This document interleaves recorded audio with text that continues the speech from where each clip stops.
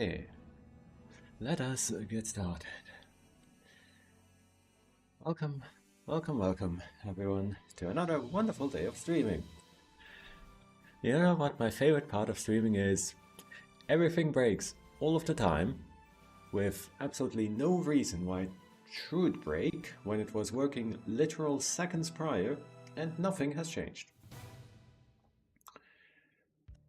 But it feels like breaking. But I've restarted NVIDIA Broadcast for this stream, so hopefully it'll be happy now.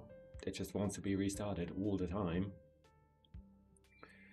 But that's aside, I know what I'm doing mostly as for streaming. So let's turn to somewhere that I definitely don't know what I'm doing. Game development, hooray! So, what are we going to do today?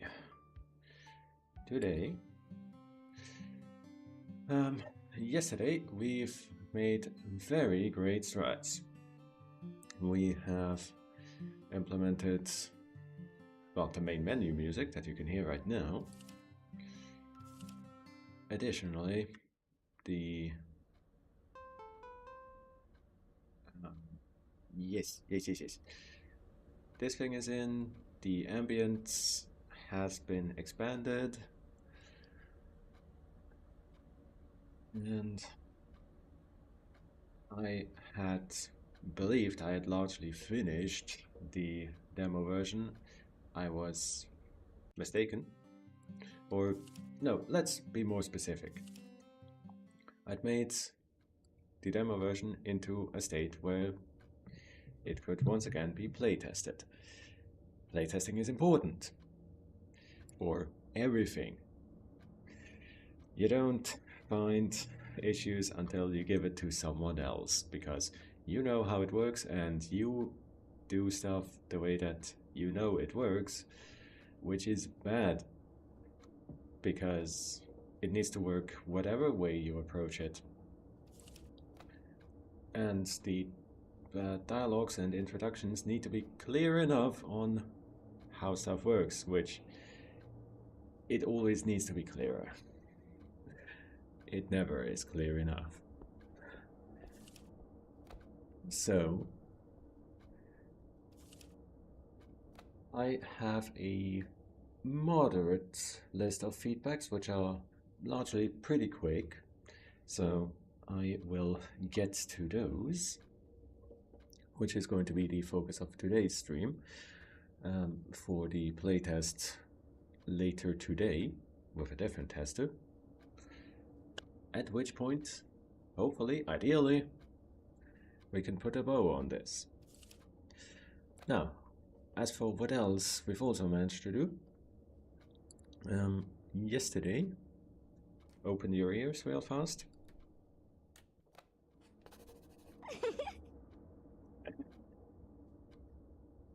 I love this. We have managed to implement the ambient stingers, I call them, introducing each individual minigame. Off stream, I have taken this further.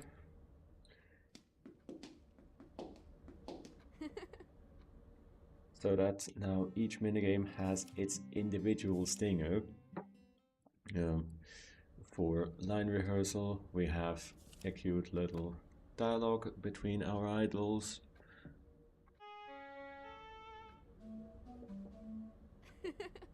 Beautiful. And for Soundcraft, naturally, there is a little bit of music. That one was relatively obvious. Except I've not implemented that. I have made the sound effect, so we can get right started on that, I figure. There is also something more fancy that I would like to do in Songcraft, which is basically, let's take a quick look. Yep. So in Songcraft, what happens when your band completes this activity is you create a song. Yeah? So you create a song which goes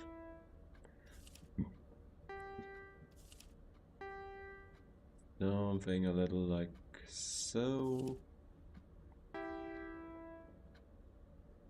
And once the song is finished, and when it is a valid, when it meets all the criteria, currently this very much does not, but when it meets all the criteria, the game actually saves what you've made.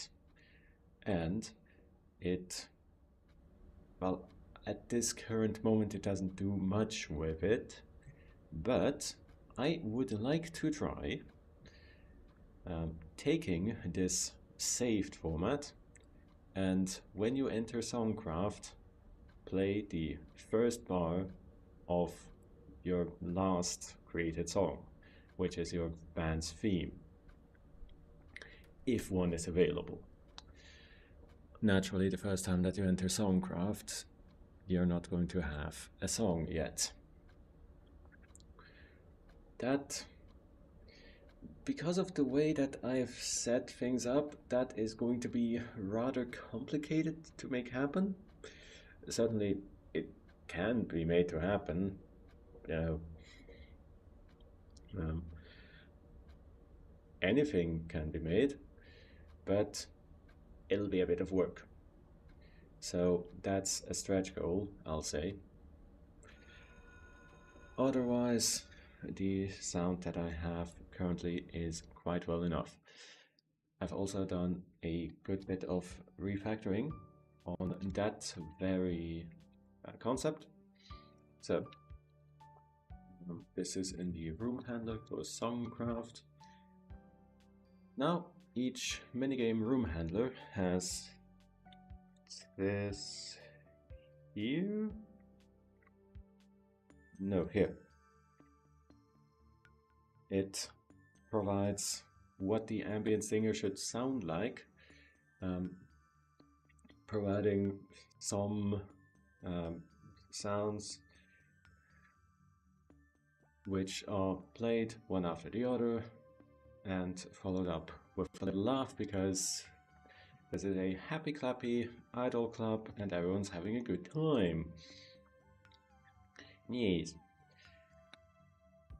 This varies between minigames, of course. Whether it be in line rehearsal, it's 2 random voices among the band members. In Hop, Step, Smile, the exclamation point is part of the name. I got a bunch of, I want to say footage, but I got a good recording of just some dance moves and cut that up into bits. There's 5 of them, chain 2 of them together, makes a 2-second intro, which, well, there's 5, we picked 2 without repeats, so there's going to be 20 variations. Good enough. I figure it sounds good. So, step 1, what we are going to have to do is we will have to go to the sounds structure, because right here I want to keep track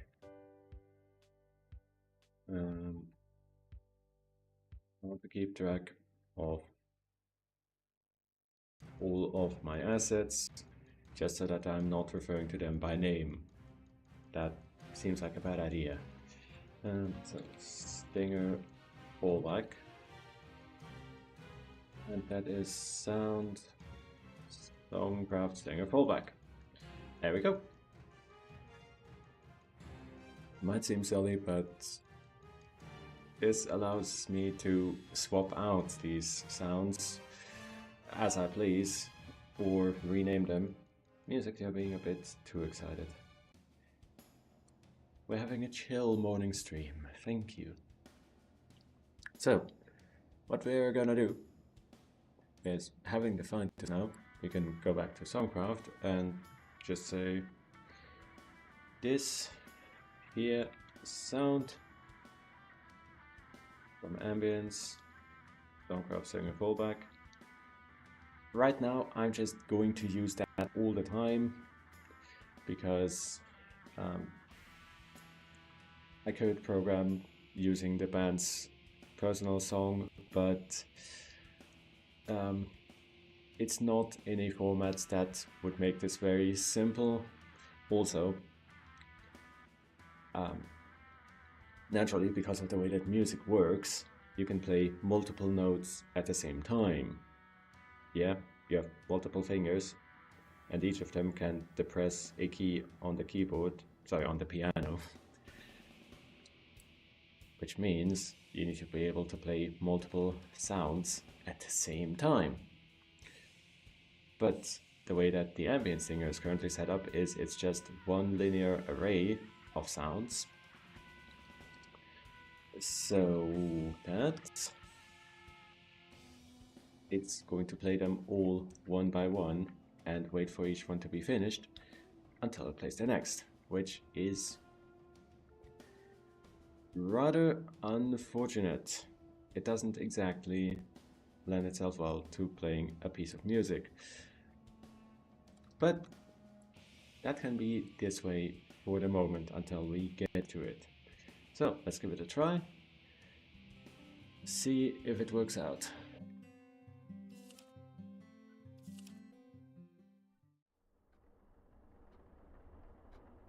I also want to remove the click on this, which is trivial enough. It was only ever there to debug, so we can delete that in its entirety.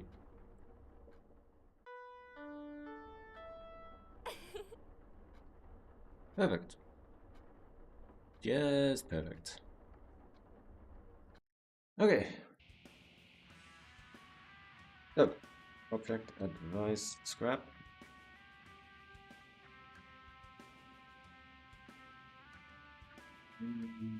Is going to have its left pressed event simply deleted because I don't want it anymore. I don't want it to do anything when it's pressed leftly. Okay. Again.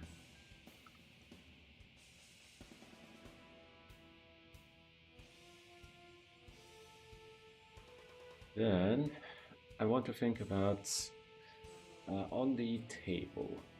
There's a specific dialogue that we set up, which involves spawning a bunch of paper balls. Now, there's one slight issue with that, which is that, well, they are designed to get in the way, but it can happen that the player misinterprets them and just takes them as immovable. It makes one want to educate the player, but naturally I don't have that option. So what we're gonna do is we're going to reduce the number of crumpled papers, and actually what I'm further going to do is I'm going to make sure that these can only spawn starting roughly at the midpoint of the screen. That they are still on, like, in the way, but you know, at the same time that they don't actually cover up anything that the player really needs to see. One would think at that point they would be well familiar with moving stuff out of the way, but you can't change the player, so change the game. Yeah, that should about get us done. Righto.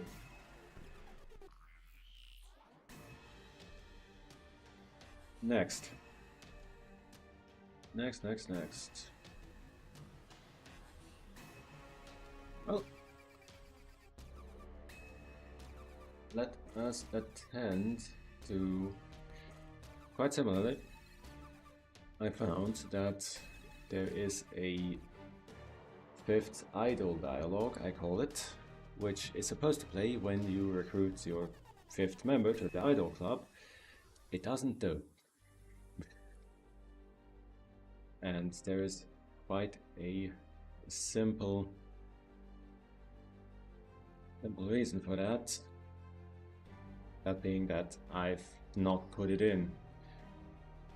And in fact, I've not included it whatsoever, I now find. So that's bad, because that is definitely part of the demo. So we gotta get that in.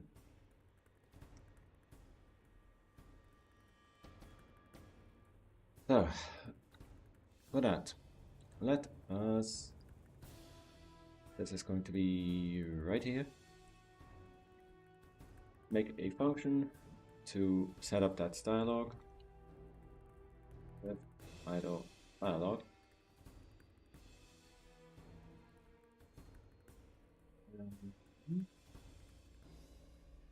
Then we can do this by the same script as always.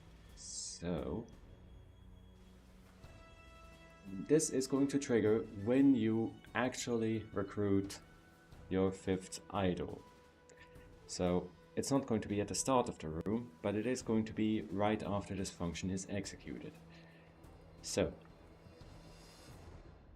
we need to make sure that the active dialog scripts are properly set. And I'm going to paste in what the dialog is as a reminder to help with scripting. For this, you can see the placeholders that are in the text. It is going to be necessary to interpolate this data into here, which means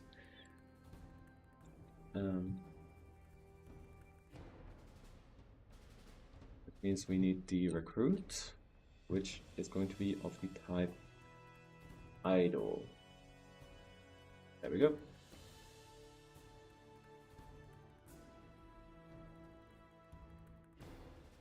And we just need to pass that in to the first, fourth, and seventh line. Okay.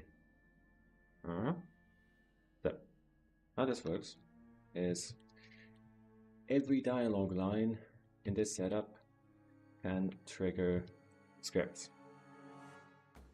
So each of them gets an array of script calls, which is usually empty, but we need to match up somehow. I mean, there would... Funny that, there would be a more concise way to do this, but it's not important. Making this array and matching up the line count does introduce some magic numbers, like you need to match up how many dialogue lines are with the scripts, which is icky because you're matching up two things that need to be the same but are not strictly connected. But hey, it's fine. This doesn't change that often. This doesn't change unless I, the developer, change it. So that's good.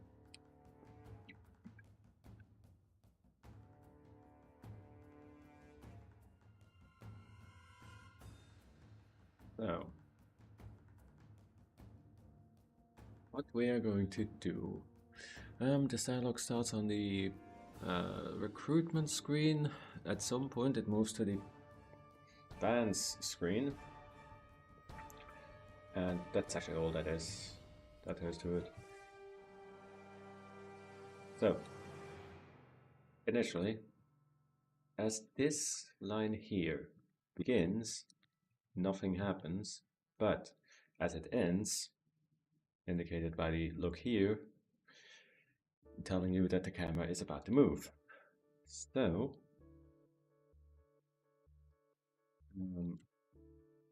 this is going to involve a script call to move the camera. Start camera movement with the arguments. First, we need to move one to the left.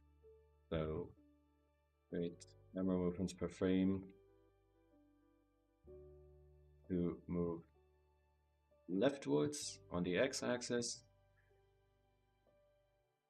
and another to move down one screen height on the y-axis. There we go. That's good.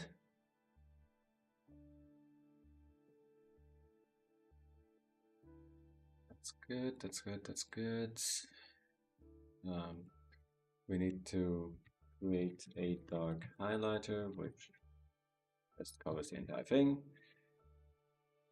in order to communicate that right now we're doing dialogue and the game is on pause.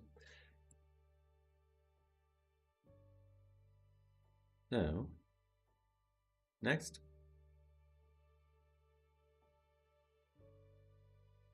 Next, we move the camera at the end of the dialogue. At the end of the dialogue, we want to give control back to the user, so destroy the highlighter. That's good.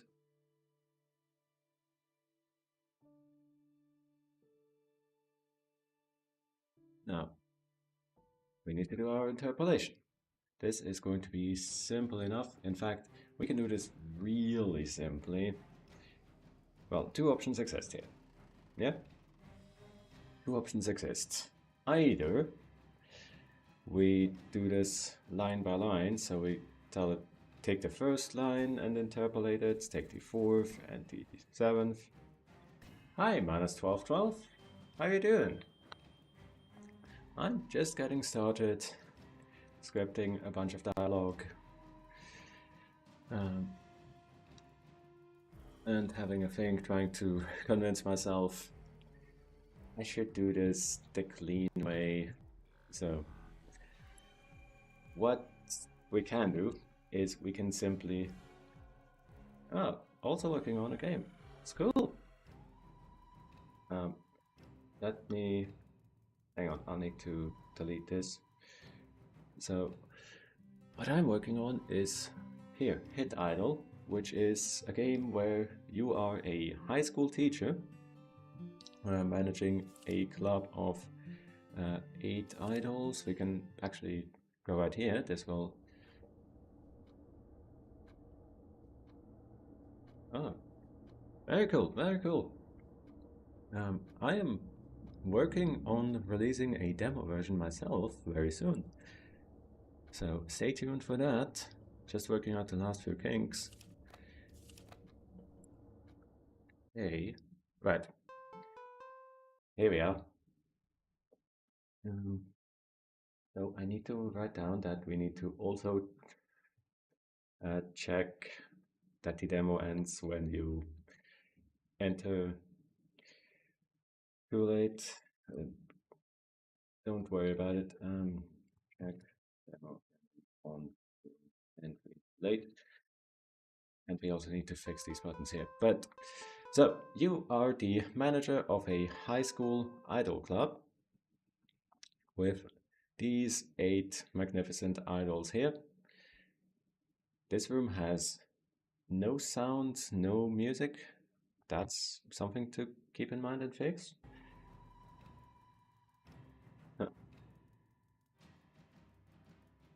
I would not have thought of that, so good thing that you stopped by, Minus, because I would not have noticed. I wouldn't have thought to check in this room, even though this is, this is where the demo ends. When I put out the demo, people are gonna come here. So it's important that this room is properly set up. Put music on demo and room. and fix demo and buttons. Okay, we can knock that out today. And so how does the gameplay work in Hit Idle? Well, you have your 8 idols, you recruit them over the course of the game. Initially, you have just 3 of them. In this save, I have 4. And you train them through the magic of minigames. So you have Songcraft, in which you drag music notes to the sheet to make a beautiful song. Hey, all music is beautiful if you want it to be. I am myself just about the least musical person, so I am literally nobody to judge. And this is a comfy, feel-good game where you always get as much time as you want to think through your answer. You're never going to be on a time limit. You can always fix and change anything that you think isn't good. So the second minigame that we have is poster artistry, where you take out the crayons and you draw a poster. With pure mouse controls, it's always going to look a little silly, but hey, that's the point. It's gonna look funny, but you did the best you could. I am making something of a hash of it. After that, we've got Hop, Step, Smile. The exclamation point is part of the name, wherein you it's a bit like Mastermind. You need to make a dance routine that satisfies all of these requirements down here. I'm just adding sound effects to mine right now. Yeah. For the longest time, Hit Idle had like 2 sound effects. I put off sound for a very long time, and I've only very recently added these sounds, like the ambient, the rain that you can hear, the clock ticking. Didn't have that for the longest time. It really makes a huge difference. Just a bit of sound makes everything different, right?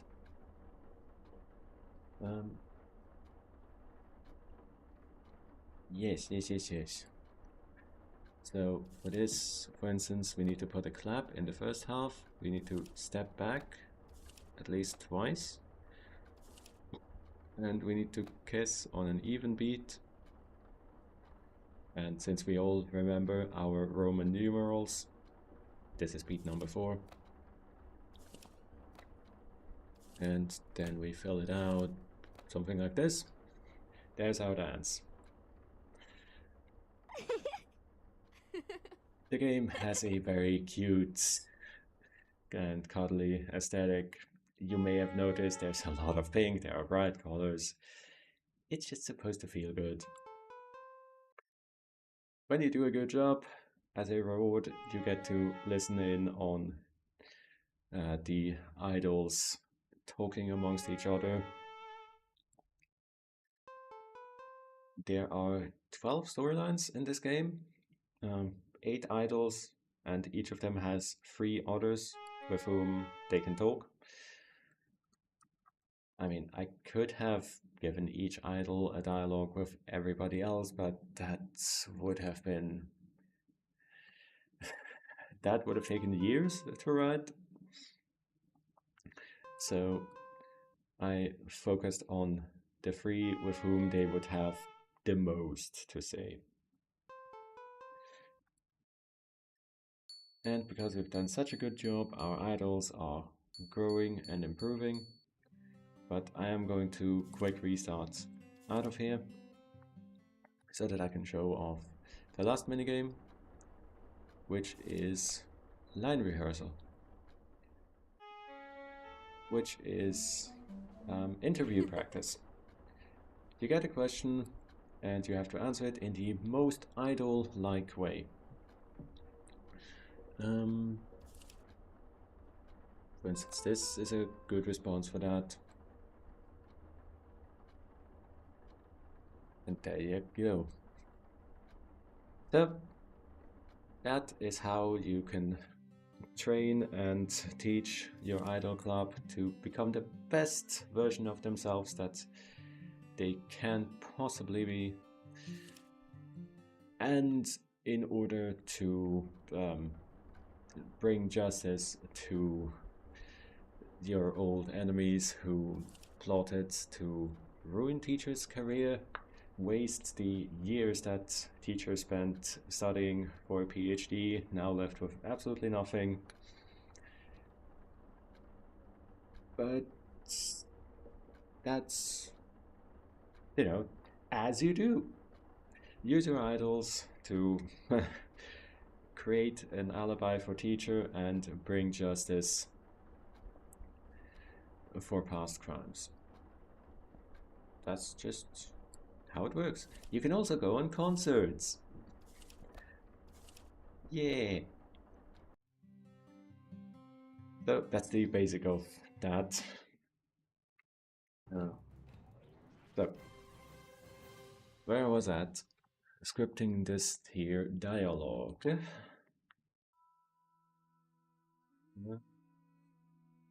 This here dialogue. So we want to move the camera, we want to create a dark highlighter, we want to, as we start the dialogue,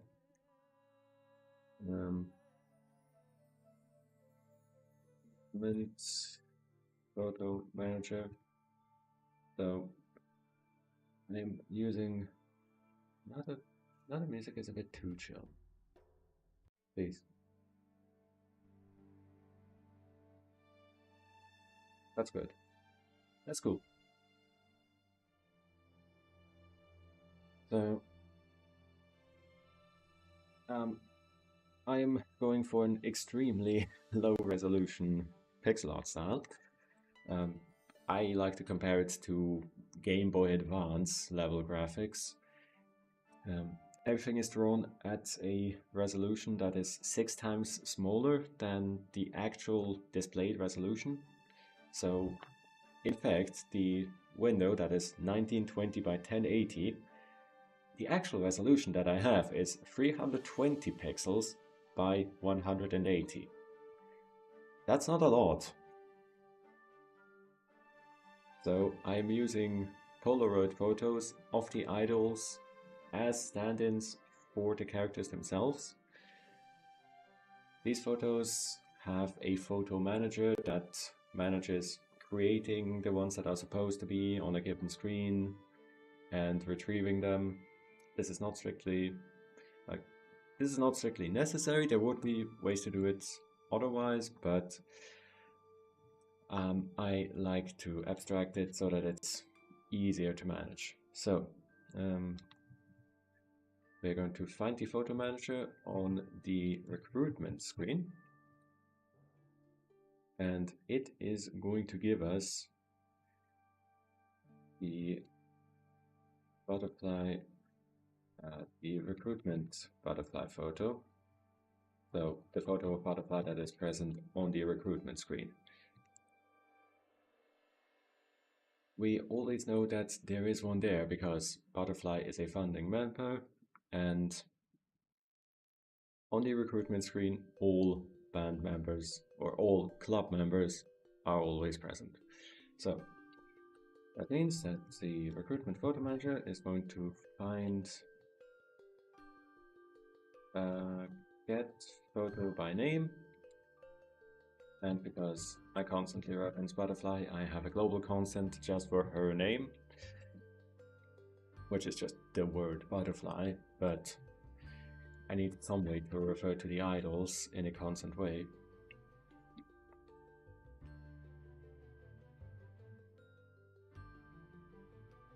Maybe the names might get translated, probably not. But it's a good way to have something that you refer to it internally, which is completely constant. So,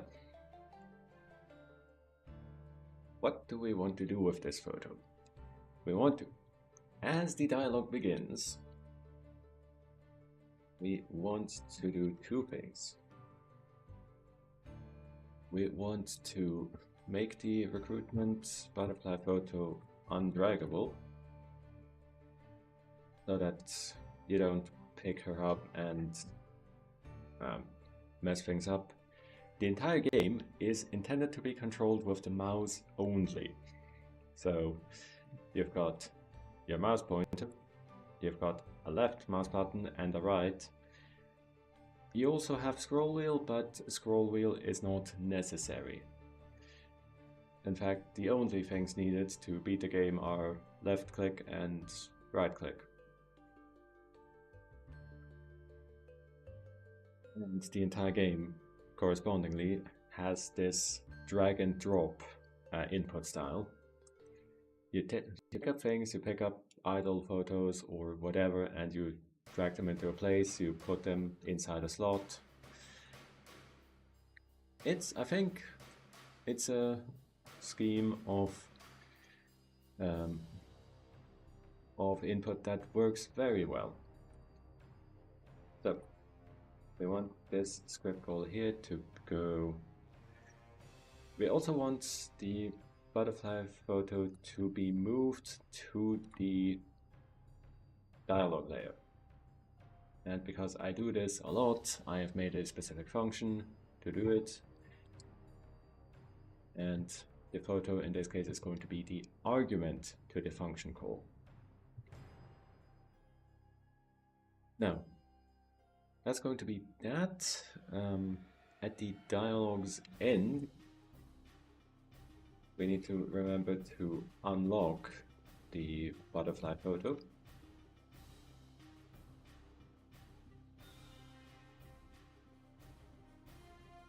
Here,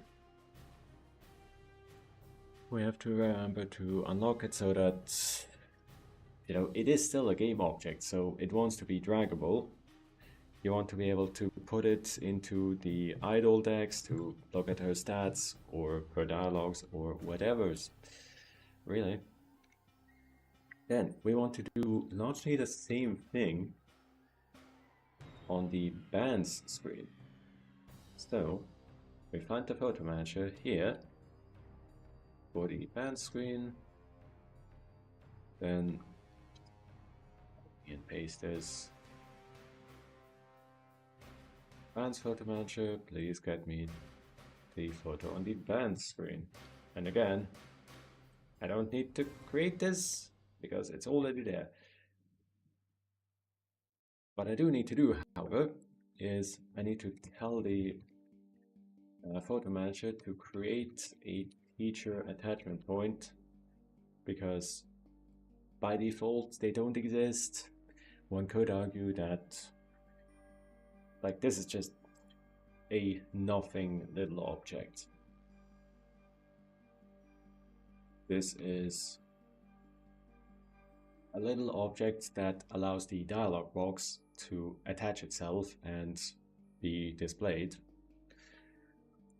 So one could argue I could just put those on every screen by default and not bother creating them manually. That wouldn't be the worst idea, but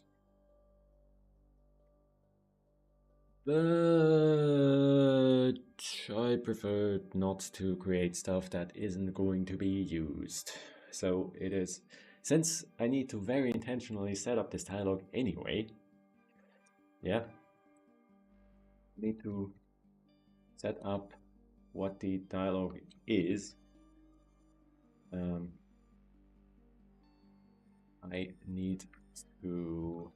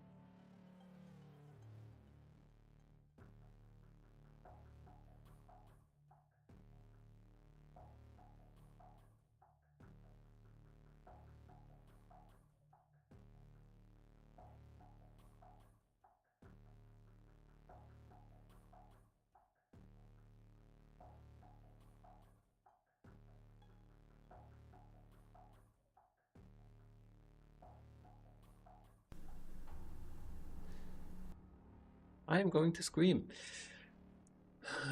This thing breaks multiple times per stream now. That is unacceptable. I need to find out how to fix that. Are you throwing an error? No. No, it's just breaking.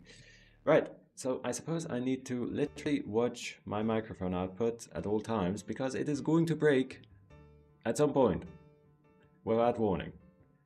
The microphone's fine. It's the software that's broken. You freaking love that.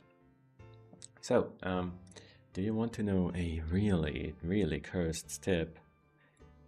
This right here, this little bit of code in the for loop, this isn't just for changing your iteration variable. This can be whatever code you like. This is just a line of code that gets executed. So, if we wanted to, don't do this. But if you wanted to, what you could do is, say, do that. This is going to create an infinite loop, of course, because I is never changed. But this is just an arbitrary line of code that gets executed after every loop iteration. This here is just an arbitrary line that gets executed before the loop starts, and this is just any random condition. It doesn't have to involve I. But, so we are going to grab the dialog line to interpolate, which is the ith dialog line. Then its line. So the dialog line has a speaker and a line, which is the string of what's actually displayed in game. So speaker and line, and we want to set the line to be, I'm getting a bit self-conscious now. I need to test this because I might actually be overwriting the translated data here. And that would be bad. But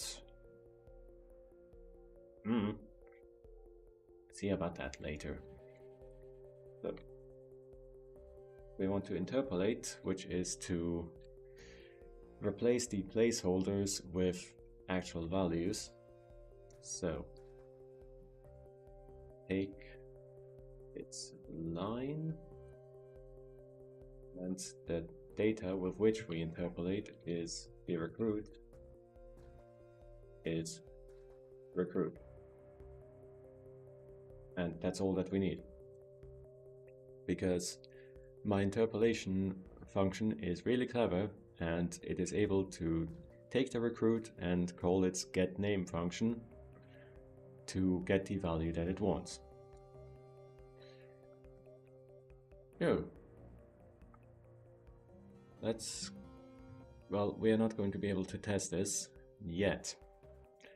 So we've added the scripting, that should be quite good. We've added the interpolation. We need to still execute this code, for which we need to go here. For which we are going to, we already have this constant here. So in the 7th week, you can recruit your 5th idol, which means there are some cleaner ways of going about this, but this works fine. I figure main story events are by nature, they're all unique, and they're all single use, so it's fine to make code a little more like that. So global.5th idle week. Normally I would want a more generic way to retrieve, do we want to do something when this idol is recruited, but it's fine to have an if, else, if like this. So, set up with idle dialog with the idle data that we have just recruited. And after we've done all the setup, we want to advance dialog to start it. There. Now we can see in what wonderful ways it is going to crash.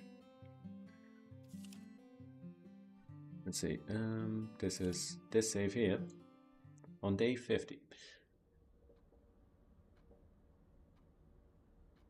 Entering the club room, we are first greeted with Butterfly telling us that we can recruit. And for this we can make our selection, move some stuff out of the way.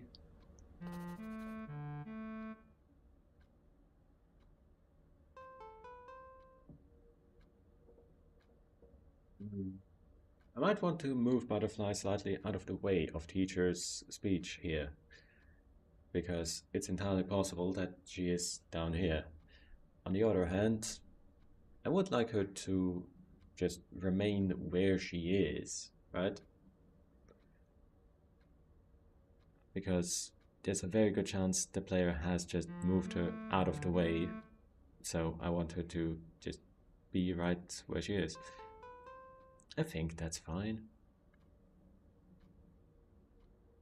So, the interpolation is working well, pronouns are being inserted.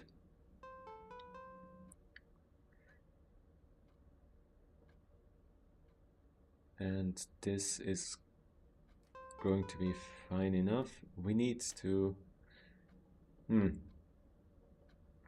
This is going to be a side issue. So what I want right now is for there to be a spotlight on this here helper slot. Butterfly's dialog is going to cover it more than slightly, but that's okay. Now, let's test. If I play this dialogue again, but I change whom I recruit, so instead we pick up Elf.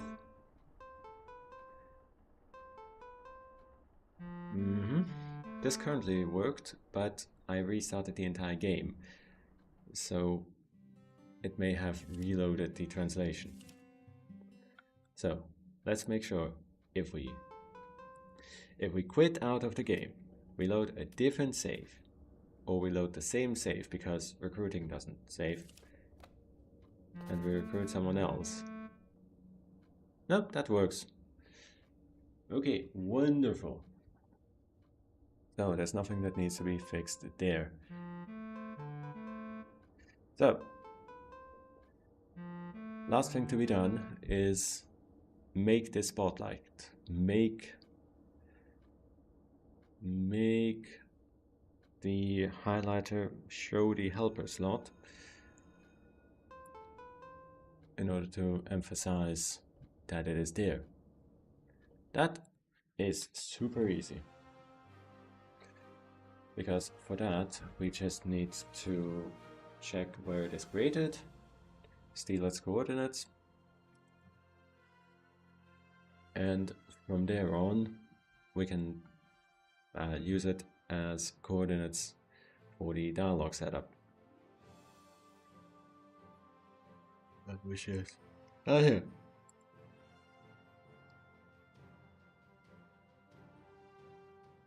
Down here. Helper slot starting X. So you always want what? Hey maker, you're being solid. There you go. Admittedly, I was getting the syntax wrong, so it only makes sense that GameMaker didn't understand and was trying to give me nonsensical suggestions. Okay, so we want to define the top left corner of the highlighted area and the bottom right. what we have right here is the center of the helper slot. So we can very simply we can just go half its width to the left and half its height upward,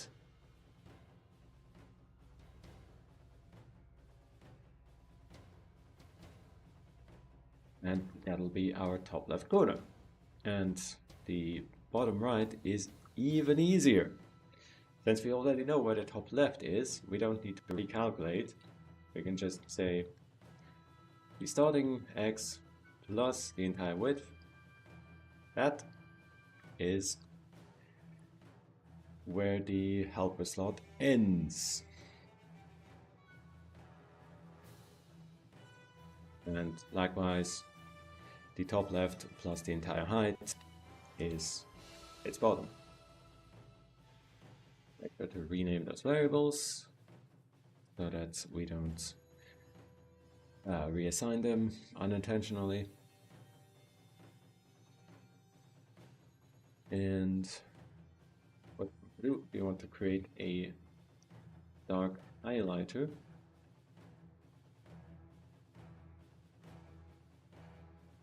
in order to highlight that specific area, which is going to be top left, bottom left, bottom right. Right. There we go. Now, the newly recruited idol is just kind of unceremoniously dumped in a random place on the screen. It can happen, as we have just previously seen, that they are unceremoniously dumped on top of where I want to show off the helper slots, and it may look as though they were already in there. So what we might do is we might do a little call to move spare idols away, which just is a cute little function that makes sure all the idols are in a proper space, so that during the dialogue, when you can't move them, they're not covering anything important. So that is going to be... Likewise, we want to, right here, as the camera movement starts, before you can see where the idol was randomly generated, we want to very sneakily move it away so that it's not covering anything. Okay, doke.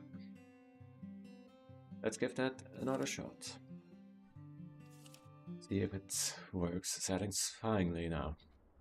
Water break. Drink water, it's very important.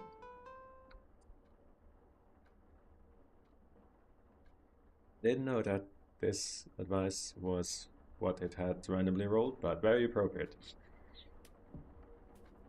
Yeah. So, we recruit Crimson.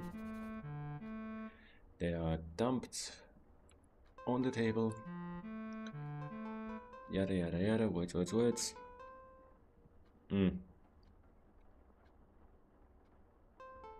So, it did do what it's supposed to do. It just so happens that moving the spare idol in this way dumps them directly on top of the helper slots. That is, of course, not terribly useful. They need to go like another 30 pixels that way or something. Like to down here. So, we're just gonna do that.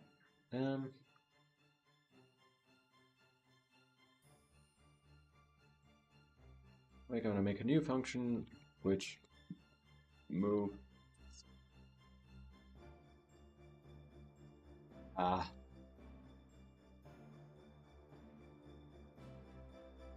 Which. That's what. So, we don't just want to move the 5th idol. It is entirely possible that at this point you have a band which has 3 members and you have 1 idol not doing anything. Because at this point you have 4 and you only need 3 to make a band. For that, that's going to be complicated. For that case, I mean, we can just... What we can do is we can reuse the functionality here, but instead of fully copy-pasting, we can move it into a shared method. So, because we want to do all this stuff, we want to find out which idols don't currently belong to a band, and we want to find only them, move only them away.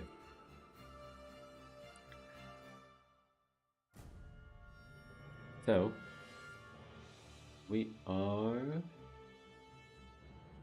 what we're gonna do is we're going to steal all this code, move it into a separate function,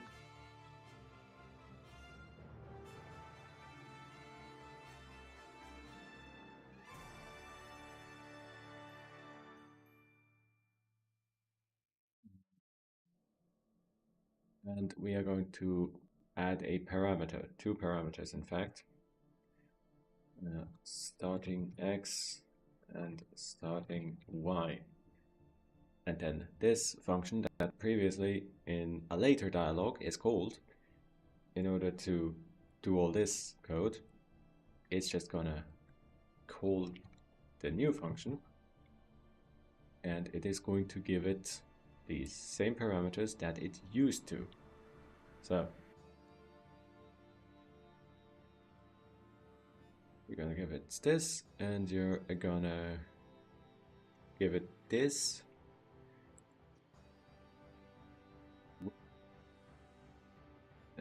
With the inner function still moving the idols out of place, because there are between 1 and 2 photos that are going to be affected by this function. So we need to make sure they're not moved directly on top of each other. So this is going to be starting y and starting x. And we want to type check these so that the starting x is both starting x and y are numbers. There we go.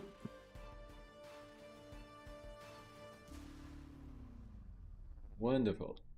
And with that, we can now take this function and call it elsewhere. We can, from the 5th idle dialog, we can move the idols slightly further away.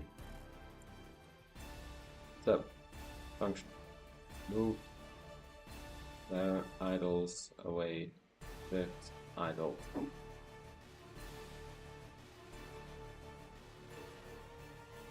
Call yonder function, which at first I'm going to steal the parameter values so that we can then adjust them, because I want this to be like way further over. There we go. And call the function that we've made. There we go. Well, that should get them properly out of the way. I'm gonna allow them to actually be a bit higher up. There we go.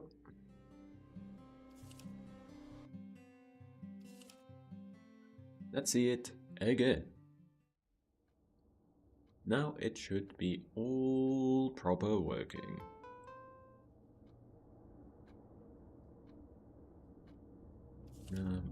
I pick you.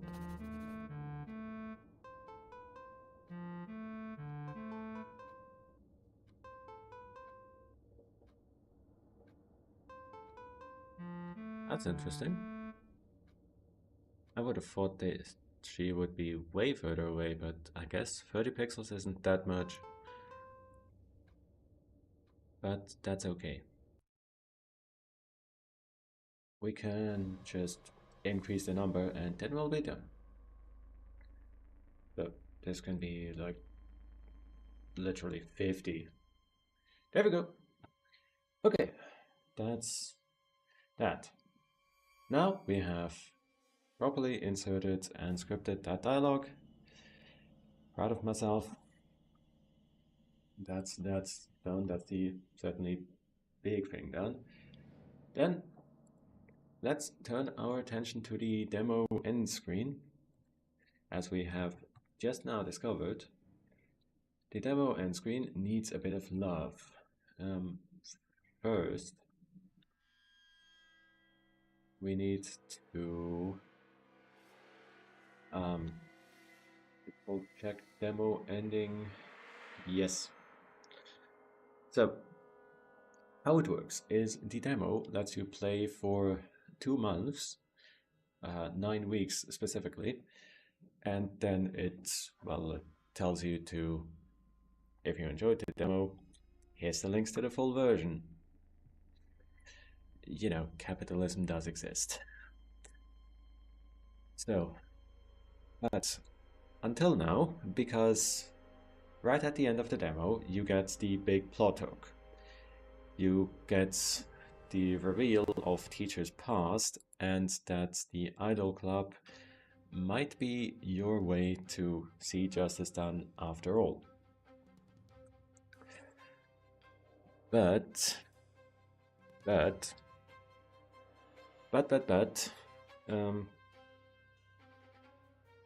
don't want to let you fully engage with that just yet, because, well, if I let you, then strictly speaking, all of the gameplay in Hit Idol would be present in the demo, all of it, even though it wouldn't be very practical to play it like that, but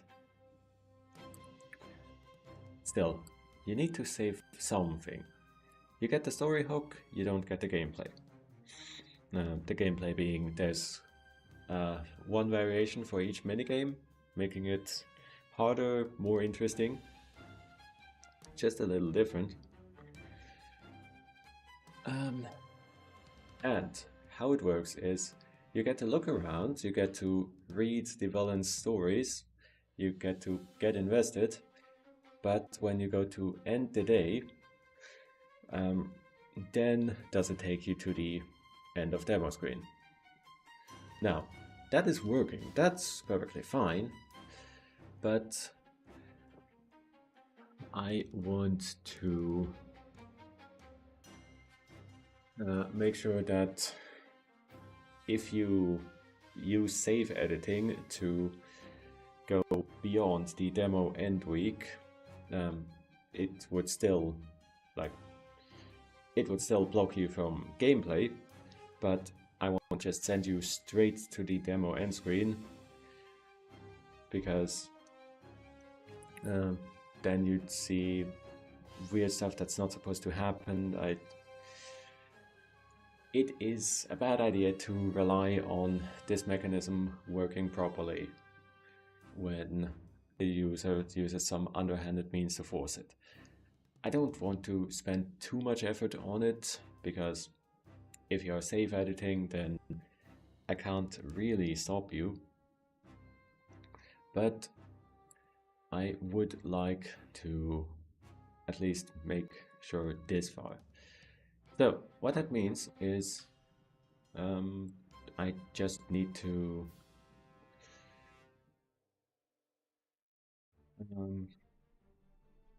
so I need to allow you to play the table section, like the planning phase. That you need to be able to play that during the demo end week. But if you go beyond it, you're not allowed to even do that. So we need to have 2 different functions. Is overstretched, because the same condition can't express that both that you are at the end of the demo but you're still allowed to play a part, or that you've overstretched your welcome and you need to be sent off right away. So, and that's going to be super simple. One condition is that you are in the last week, and one condition is that you are beyond the last week, in which point just straight to jail. Go to the demo end screen. Thank you for playing. Goodbye. Check demo overstretched. And if demo is overstretched, I certainly love that. GameMaker gives you recommendations, but the recommendation pop-up will just randomly close after about half a second. So then what it does is it interprets your down arrow input as down. And then you're sad because you wanted to select a suggestion, but no, it's not how that works. So,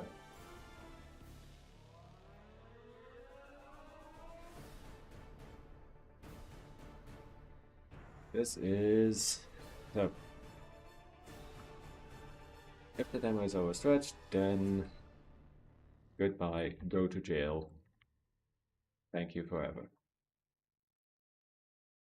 Okay, and we want to check this just as the room starts.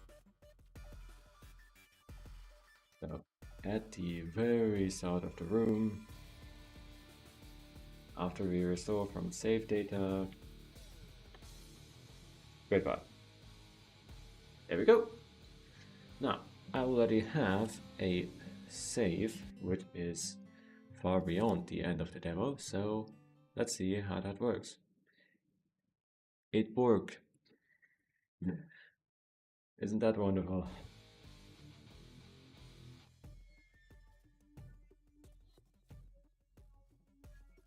Yes. Okay, right.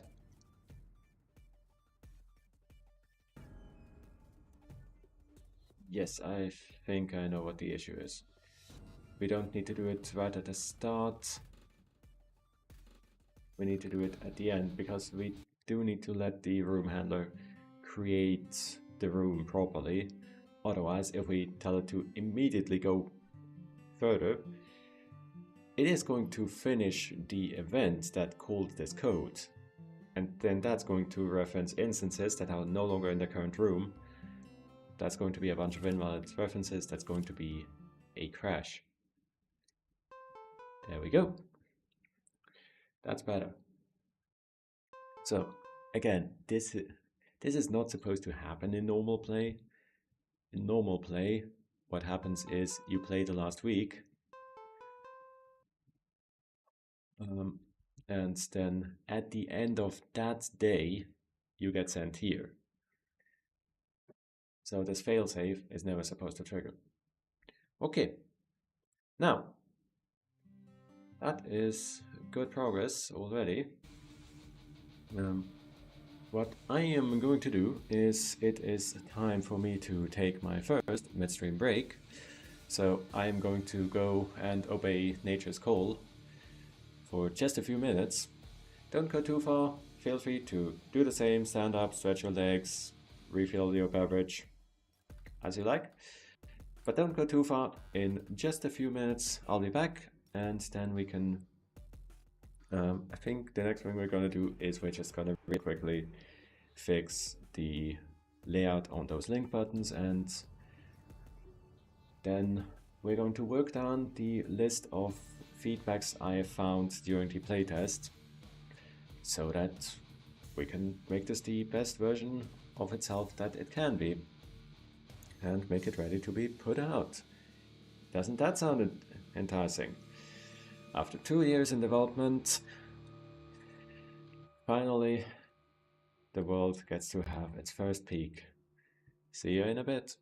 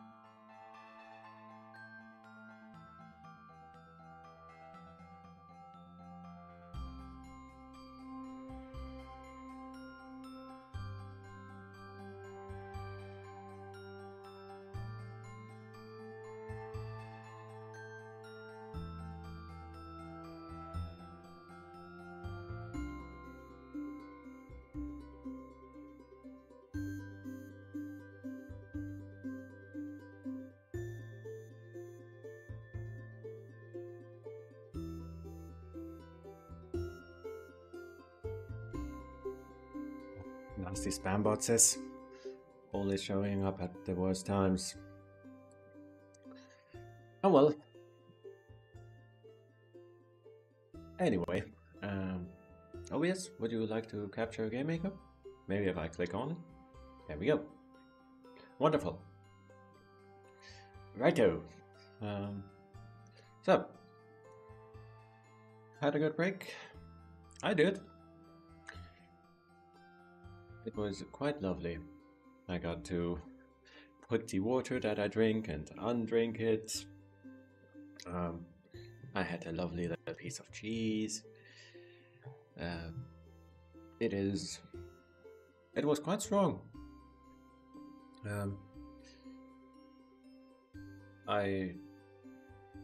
Toraka, don't embarrass yourself. Don't reveal that you don't know where anything is in your own country.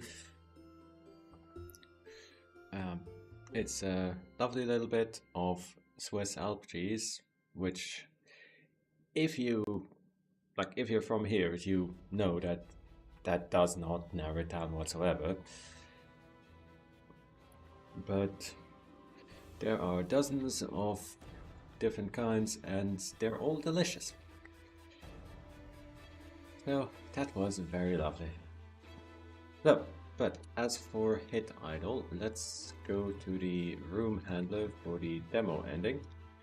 This is going to be super fast because it used to be up until now these link buttons right here. There used to be 3 of them, but actually there never once has been a 3rd link button. There hasn't. Be quiet. There are only ever 2 link buttons. So what we need to do is we need to change the offset so that these are both on either side of the middle rather than this. I know it looks weird with the logo here, but I promise you this button here is in the dead center of the screen. So we need to move this over so that the gap is in the middle instead. So that is in the create link buttons method, where I already left a helpful to do and didn't do the thing. So in order for the buttons to have this kind of spread on either side effect, you want to move them by half their width plus the offset that you want between them. So that is actually already that. That's all that needed. But while we are here, we can actually do something more. And what more we can do is,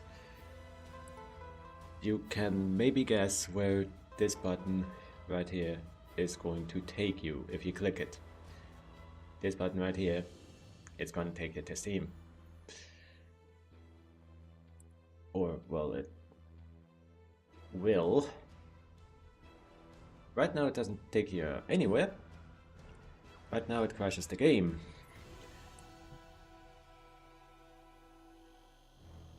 Because there is no link to go to.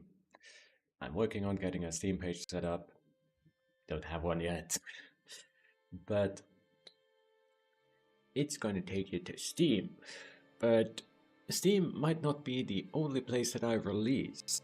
Now, I don't want to just put links to everywhere all the time, because that is seriously impolite, right?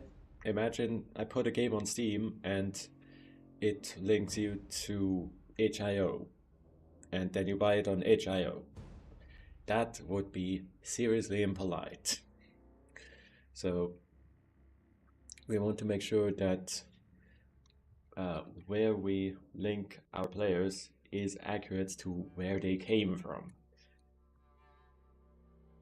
So, just like Steam, I am going to set up an itch page today, I promise, but it ain't set up yet. So we just leave this as a placeholder link for right now. And instead of just always creating the same buttons, what we are going to do is we're going to use a handy little thing called a macro.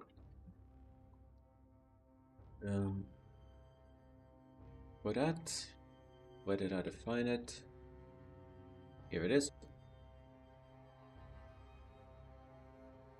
So, with this macro, we want to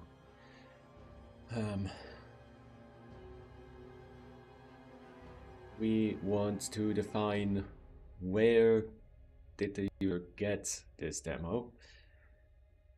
So, hey, that's gonna be a bit difficult. That's fine. So we can make an enum store, which is going to have, let's say, the values Steam and itch, something like that. And then we are going to use a build config in order to have a demo itch version, and we're going to have a demo Steam version. And that's actually gonna do. So we can then make a macro which is, sorry, I forgot, if on a German layout keyboard you type a hashtag which is Alt3, it doesn't type that, instead it opens this drop down right here.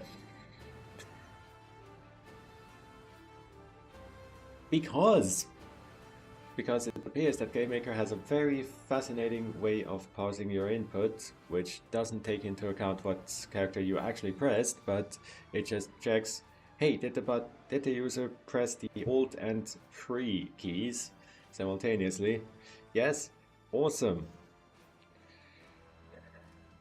Couldn't possibly be that on a different keyboard layout, Alt 3 might actually be a meaningful character, could it? Oh well, that's such a tiny thing. So, store, that macro is, now I'm wondering, can I make a macro about the default value? I suppose, let's see. So, demo itch store is going to be store.itch. And if we are in the config that the demo has been retrieved from Steam,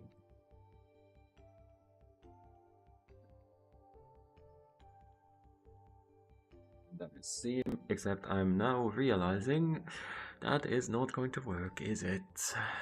Because this is of course a compiler macro, which means if you don't know what a compiler macro is, that's not important. The point is, this ain't gonna work. Or maybe it is.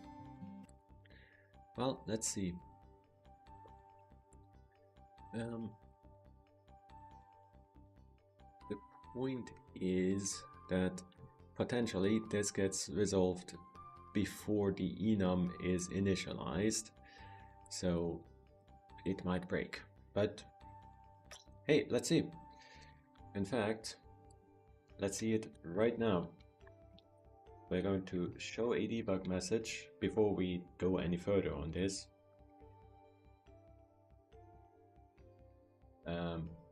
Or is it just that I am an idiot? That's also entirely possible. Yes, because I uppercase this, but it doesn't need to be. Well, both. Both can be possible. So, demo underscore Steam is the name of the config. Yep. Okay. So, let us test. Show us a debug message. The store is,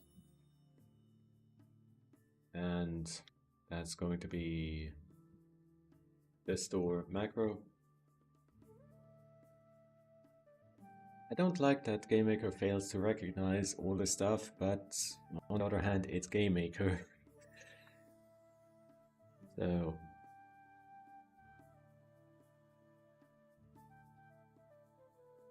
it's really, there's not much to worry about. So if we do this without having the macro defined whatsoever, it breaks. If we do this with the macro defined, it breaks.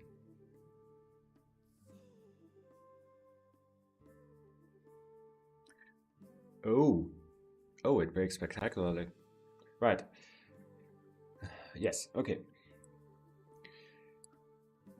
So, it is as I suspected, you cannot use an enum value for a macro. But that's fine. We'll make do, I suppose.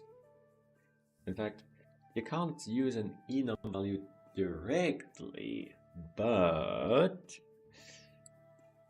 you can still emulate one by just using the index values, because an enum itself is just a number. It's a compiler macro that GameMaker replaces with a number. Music, thank you. GameMaker replaces the enum with its number value after you compile the game. So, I'm just gonna really quickly give this macro a default value, because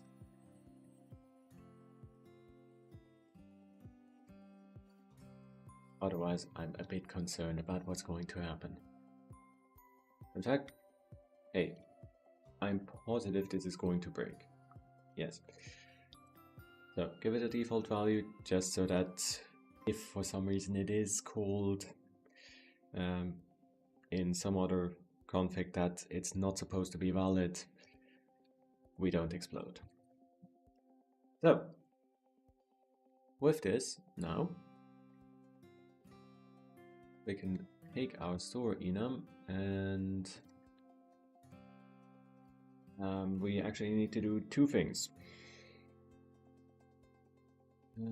We need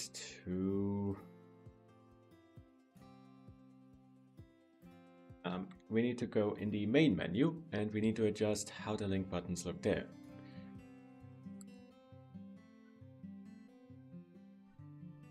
Because we've got two links right here. And we would certainly like this to also change, not just the demo end screen. So, for that, let's see. Hey, Aaron, 1206, thanks for the follow. It's pretty cool of you. Glad you're enjoying the show. But I'm just messing around. So, what I need to do is I need some way, which is ideally generic, to retrieve what store we're supposed to go to, both from the main menu and from the demo end screen. So that sounds like, that certainly sounds like we're going to do it from the room handler, so we could call up to object game, or we could use a global script. Either one would work. Like the color scheme? Thanks! Uh, I I started this game with the intention that um, you know how it's called Needy Streamer Overdose, I believe. There was a game a few years ago where you... Personally, I've never played it. In fact, I've never watched a playthrough of it. All that I know about that game is it exists. It's a game about having cute girls streaming, and naturally you need to push them beyond their limits to make the most profit possible. And ooh, they're going to be so stressed, they're going to suffer, ooh. And this might just be me, but I felt at the time, I felt like there were far too many games like that, where every time the twist is you have to abuse your assets, well, your assets being your streamers, your idols, your whatevers. You would have to abuse them in order to reach your goals. Darkest Dungeon is another example where the entire point of Darkest Dungeon is that, yeah, your people are expendable. And do you enjoy building people up? Do you enjoy getting any reward for grinding them up in levels? Too bad. Go kill them. Because good people are expensive. So what I wanted to do is I wanted to do the exact opposite. I wanted to make an idle management game, but the twist is that there is no twist. It just is cute. Everyone has a good time. It's a high school idol music club, and seriously, I promise you're not going to overwork these idols. It's an after-school activity. Everyone's having a good time. And from there, it inspired me to the entire scheme that drives me in designing this game is anytime I think, how should this thing look? I think as cute and twee as physically possible. Everything's pink, there's hearts everywhere. It all looks straight out of the notebook of of an idol-obsessed high schooler. Because to some parts of the game actually come straight out of the lead idol, Butterfly, out of her notebook. So that's just what informs my design decisions at all times. So now, there are a few ways that we can go about this. I think we can even put those functions into object par room handler. That might be the best approach. I am personally not the biggest fan of using global scripts, but that's just because I am object-oriented brained. A little background on me: I am a professional software engineer, coding in Java for my day job, so I have a decent bit of experience working with code. This is my first big game development project, but with my experience working with code, I've got, well, it's helpful in many places, but sometimes I admit I bend GameMaker into shape to be more object-oriented. So this, for instance, this object par room handler is going to be inherited to both the menu and the demo end room handler, so it's a perfect place to put this kind of function. We want to find a decent place. How about right here? Function. So we're going to make two functions. Should create link buttons, because I don't think we want to do it in the prod release. prod being production. So in the full release, we don't want to do it. We only want to do it in the demo. So that means return store is not -1. That means we should create them in some way. And then we're going to need to fetch the button sprite that we want to put on the store link button, and we want to fetch the link that we want to put on there. So I've already prepared the store links. Where are they? I am uncertain. Where did I put them? Right, link. No. One moment. Steam. Where are you? Sprite, Steam, link button. Okay. Sprite, Steam. Ah, it's in shared because it is seen on multiple screens. Okay. That does make sense. There, you'll see I've got the Discord link button, I've got the Steam link button, I also have an itch.io link button. All of them in beautiful, tiny resolution. So, what I could do is I could combine these into the same sprite, but alternatively, I can just function get store link data, which is going to tell us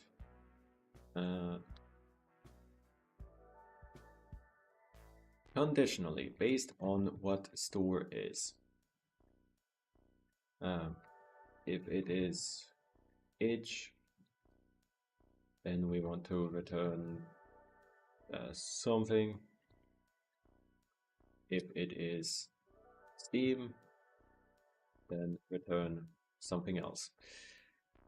Now, what are we going to return? Once again, I'm sorry, the Java brain is kicking in. I want to make this a data structure so that I know what fields I have and that I am definitely defining them. What that means is we're gonna real quick, we're gonna make a little script here, which is going to be a data structure. It's gonna be a store link. Very creative, I know. This is going to be a constructor so that we can define a number of arguments. It's going to take a sprite and it's going to take a link. Then we're going to type check these. This is a type.sprite, and the link is going to be a string.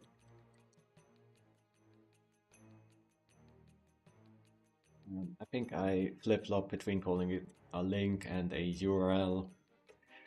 URL is, strictly speaking, the correct term, but, you know, either one, people will understand what you mean. So, then we need to just assign these into fields. Link is link. Like Baba is you here. And Baba is you, that's a game. It's not a game that I can get into, weirdly. Even though it seems like something just like me. I am hugely into puzzle games. You know, Zachtronics, if that name means something to you, the people who made, like, what's it, I think? Forgive me if I get something wrong, because I play a lot of puzzle games, but I think they made Opus Magnum, Space Cam. Was Space Cam Zachtronics? It might not have been, but the point is, I play a lot of puzzle games where you literally just code. This is what I do for fun, man. So yeah, Space Cam, Opus Magnum, Human Resource Machine, and the sequel 7 Billion Humans. All that. I just like puzzle games. And so you'd think Baba Is You would be up my alley, but it's really not.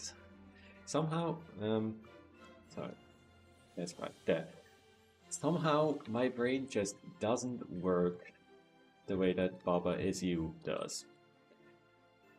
I like when there is a box and you solve the puzzle inside the box, or you're gonna say, well, out of the box thinking. Yes, I do like when you have to do that, when you have to think of something that isn't obvious, that wouldn't be intuitive to solve the puzzle. But I don't like when you have to, like, step outside the game, as it were, for the solution.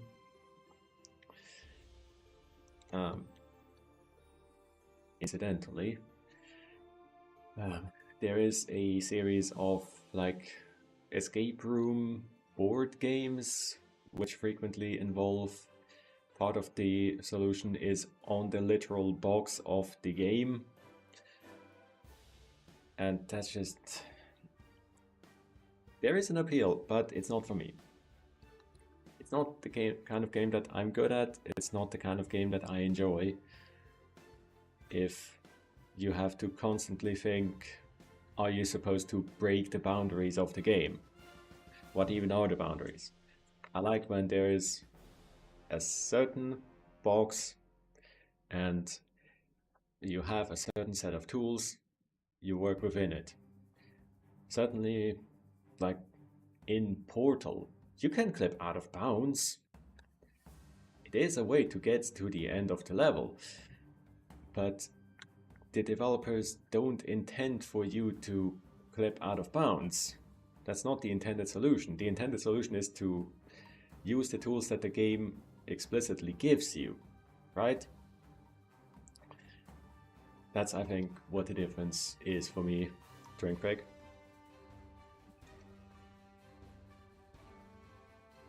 So, now then, let us, so in case we are coming from the itch page, we want to return a new store link, which takes sprite itch link button, and it takes links to itch. There we go. And do likewise for Steam.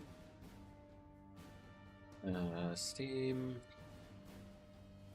im global.links.steam. There we go. Okay. Now that we can retrieve this data, I'm just gonna if we match no case, then we're going to throw an error, and I think that's fine because we have this here on top to prevent us from even entering this method down here. So then in the demo end screen, which is where I've decided we're going to start, if we shouldn't, well, should create link buttons. If we should not, then don't. Now, this is a little silly because this case is never going to happen, but it's not the worst idea to guard yourself against a crash gracefully. So if by some method we end up on this screen without actually being in the demo version, or let's say I've made some kind of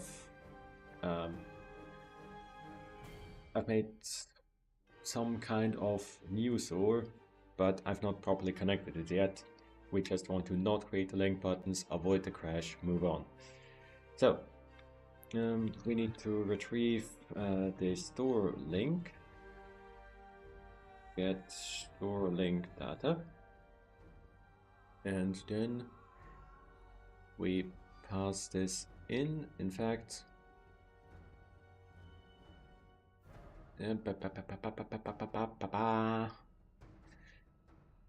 well, there's two possible options here, but I think because this is a store link or not, and not a generic link data object, what we want to do is we want to, we don't want to use the store link object for Discord, even though we could define one for Discord and also create the link button with that, but no, I don't think that's a good idea. So, store link get spread. And then we are going to do something very slightly dirty, which is I have duplicated this code so that it is run both in the menu and in the demo end screen. I know, super dirty. Need to be careful here. This method actually returns out an array, so we want to return an empty array.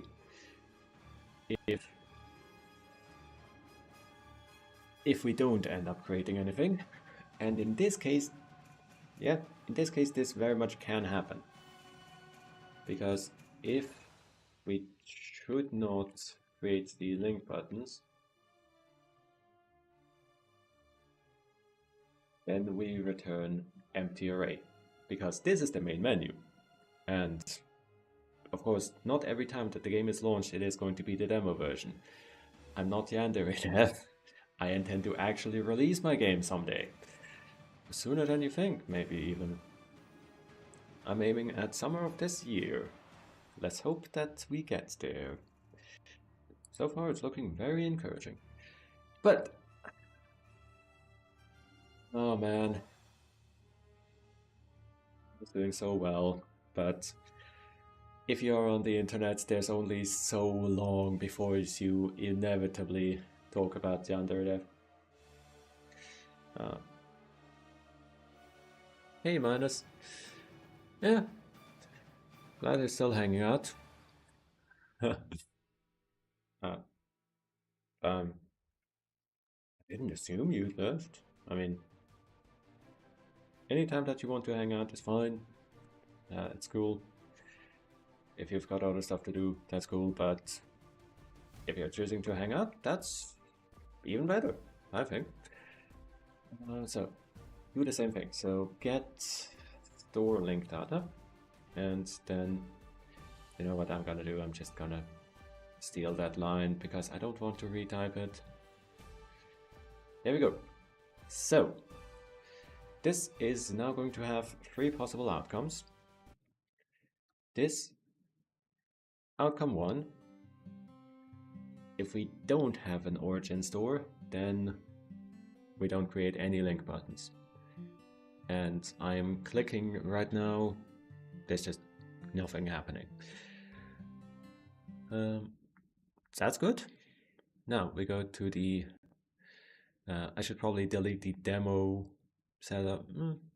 No, not necessarily, but we go to the demo itch setup, which crashes. Oopsie. Oopsie poopsie.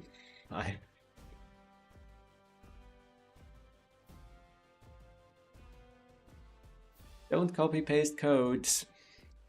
It's bad. Right. If we go to the demo itch setup, then as soon as OBS catches up, look at it. There it is. The itch button. Right now this doesn't go anywhere. I've just put it to localhost. Naturally, before I actually release this, I'm going to make sure that I've put up an itch page and insert the link. Now, further, we can load the forbidden save.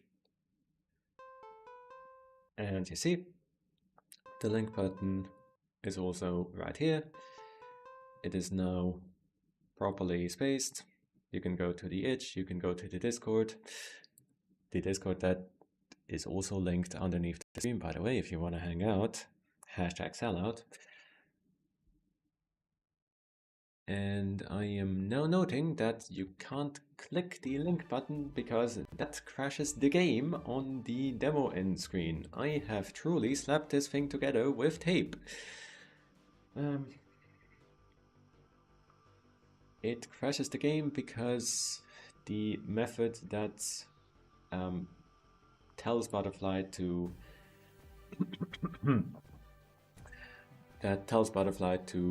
give you the URL fallback.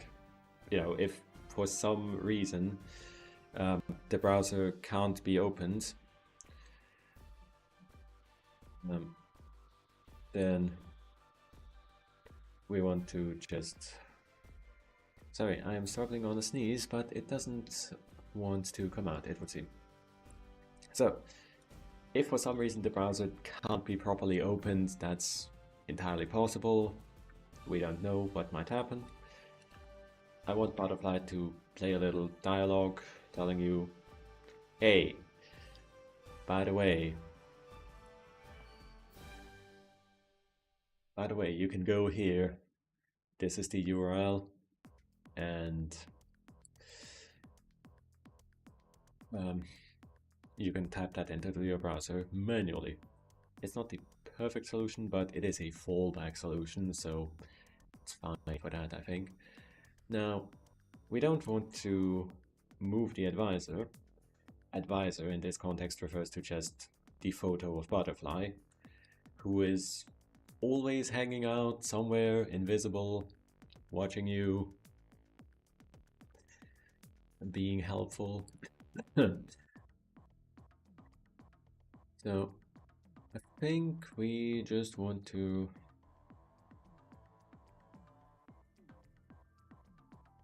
In fact, we don't really want any of these scripts. We're going to keep the scripts so that everything is in order, or well, we're going to keep the arrays so that the scripts are properly... when we look, do we want to execute any scripts, we find, nah, don't want to do anything, we're good. So we also don't want to calculate this. Really, all that we want to do is we want to retrieve the link fallback template, which is a field. Okay, make link fallback template. Please, that one. How's it defined? There it is. Okay. We want to retrieve that and lay the dialog. And in order to play it, we need to give the attachment point. In the menu that is the advisor on the demo end screen, we already have a photo of Butterfly that we can use. So, right here, we create the photo manager. So, we just use the photo manager to grab the photo of her. Hey, thanks for the follow, Minus. Glad you're enjoying the stream. It's pretty cool up here. So, use the photo manager, get the photo by name. You know, it occurs to me at this point, how it works technically is that there is a photo manager for every screen, because the table scene is 6 screens, right? You have 3 screens on the top and you have 3 screens on the bottom. The room is that size, the camera scrolls between the screens, so for each screen there is a photo manager. So that you always know, I want the photo on this screen, so I go to this photo manager. It occurs to me, I could have at this point made a method that is just get Butterfly photo. Because I want to refer to butterflies so often, it would have been well worth the effort. But didn't make that, so for the moment, I mean, it's fine enough. We can call the get photo by name method with the global constant. So now then, if we open the itch link, she gives us the fallback. There is one more thing that I want to try real quick. It is if I go to the demo end screen and while her dialog is still playing, that works. Okay. So what's happening is we are creating a second dialog box. Let's not have that happen.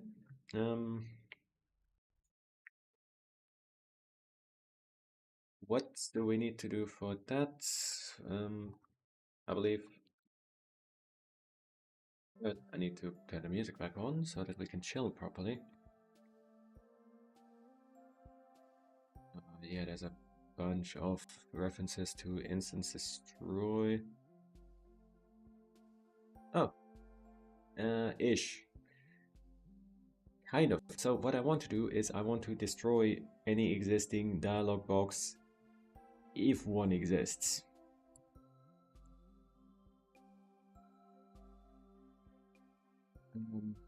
And for that, it's not that elaborate, just get rid of them. Because, I mean, alternatively, what I could do is I could do like I do everywhere else in the game, and I could force focus to be on the dialogue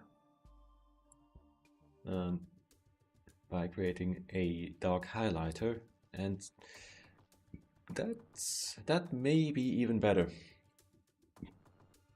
because then we don't suddenly break style for the demo end screen. I like how it works. Let's say I kind of like that there isn't a dark highlighter, but consistency would be better. So let's just grab the demo end monologue, which is of course in a different format. There we go. So we need to add the scripts to it then. So here are the lines for the end monologue. We are going to turn all of this into comment, and we are going to make the scripts so that we can create and afterwards destroy a dark highlighter for this monologue.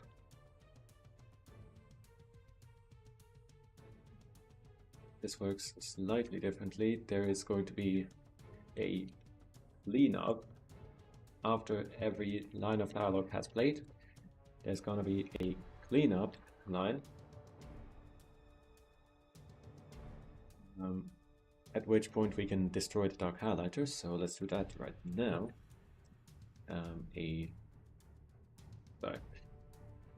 New script call, which just destroys the existing highlighter, if one exists, which it will. Then we need to make sure that this lines up properly.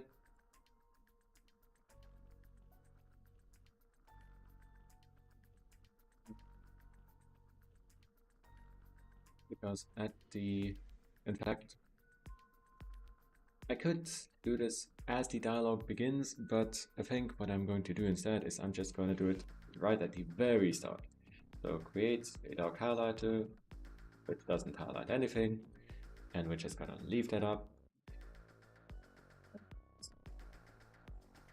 I'll send those scripts. There we go. Now, from here, it should not be possible.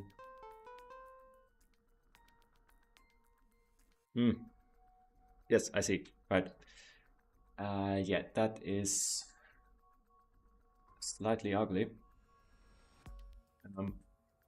What happened there is the dark highlighter is only created after the fade-in completes, which is icky, but that is easy enough to fix. By simply creating a dark highlighter as the room begins, so that the fade-in is not going to fade in fully, like so. Now we have our dark highlighter, which prevents us from clicking on the buttons.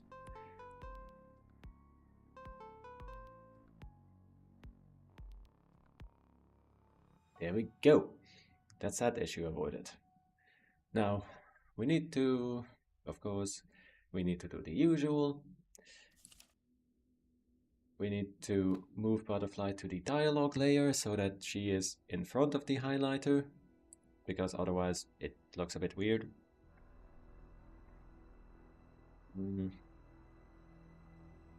We are going to do that right here, I believe. So we're going to make a script call that we move the draggable to the dialogue layer that is butterfly photo. We make another script call to make her temporarily undraggable. Like I've already done this at the start of the stream. That is just the same thing. Make undraggable. Because if you could pick her up, then it would mess up a bunch of stuff. So it's better to leave her in place. And then during the cleanup, afterwards, I do want you to be able to drag her around. So I want to make her draggable. Now, one more thing. Is this function actually available here? Let's find out. Yes, actually, because the function move draggable to dialog layer is defined in the parent room handler. So it is inherited into the demo ending room handler. GameMaker doesn't know what I'm talking about, but that's just because it's GameMaker. Don't judge it, it is trying its best.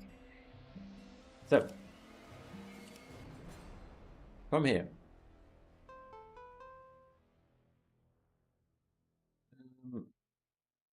Yeah, that's good. That is really good.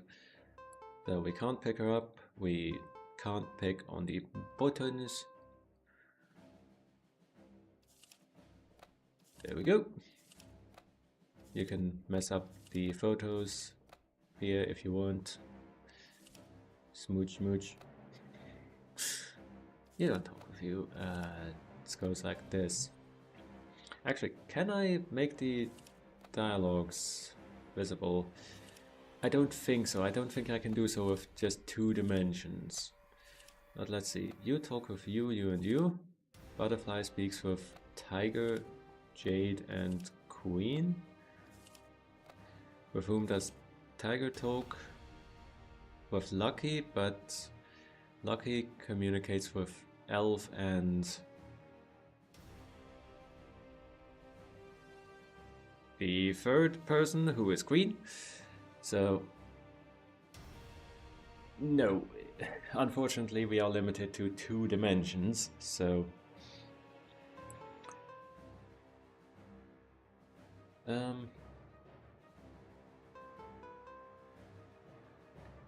you can, if you spam this link button, it's going to look slightly off. So I suppose, just to be clean, let's actually do as we do in the menu, which is right here. And when we play a link fallback, we create a dark highlighter, and after we are done, we destroy it.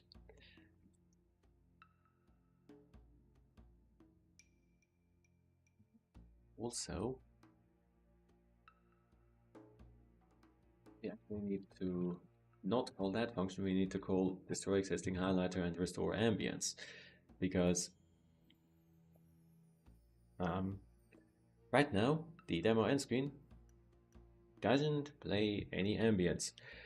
I don't want to get to that right now because I want to try. So the main menu has music. The core gameplay scenes, the table and minigames, they have just ambience. Because I find, when you're quite literally making a new song, it would be a bit intrusive to have some 2-minute music loop playing at the same time. So I don't. So instead, I just created an ambience track that plays at the same time. Now, I'm not certain what I want for the demo end screen. Do I want it to be music, or do I want it to be just ambience? Not sure. I'll have to experiment with that at some other time. But we certainly want to be careful, actually, because right, because if we try to restore ambience, that means that we need an ambience controller, and currently this room does not have any ambience. So what we're going to do is we're going to create an ambience controller. There. So again, that's something that I'm going to look at later. As for right now, we want to, when you click a link button, we want to create a dark highlighter, and after the single line of dialogue, that is the URL fallback, has played, we want to destroy it and restore the ambience volume, in case there is some. Right? Because once again, every time that butterfly talks, there is a dark highlighter hiding the rest of the room. That's just how it do. Which means, of course, this doesn't exactly work. I need to do the same thing as I just did previously. Fortunately, that means I can copy the scripts, because this is what happens if you pick up butterfly. Because I over-engineer everything, it's actually perfectly fine. Like, the dialog box moves and switches sides as appropriate. The reason why I didn't have a dark highlighter here is because I wanted to show that off. I made that system, it's very cool, it's very fancy, and it never sees use. At no point in the game does an... Actually, that's not even true. There are a few points in the game where an idol plays a dialogue line and you can pick them up and move them around. So that's fine, I suppose. But we need to do quite literally the same thing that we've done up here. So we need to make sure that butterfly is on the dialogue layer if she is not, and that she is undraggable for the duration of the fallback. Consequently, this is that. Make her undraggable on the dialogue layer. Then, once we are done, we destroy the existing highlighter and make butterfly undraggable. Hello, Brent! I'm just putting the finishing touches on my screen that tells you that the demo is over and money now, please. that's a bit blunt, but you know, that's the basic idea. So I need to put some kind of sound on here. It might be the same ambient track that plays throughout the core gameplay. It might be a music track. I'll have a look at that later. But this is the demo end screen. From here, you can use links to go to wherever store you got the demo originally. I've made a little compiler macro that distinguishes between itch and Steam, and possibly other places. I remember now that my sole source of information before also said that Humble Bundle is a place that you can release. So that's something that I am going to look at. I currently have not. The first priority is making an itch page. But if I take this and I change the configuration to be demo Steam, it's going to compile for a bit. There we are. It's a Steam link button. Haha. Isn't that wonderful? So with that, we are all set up on that front.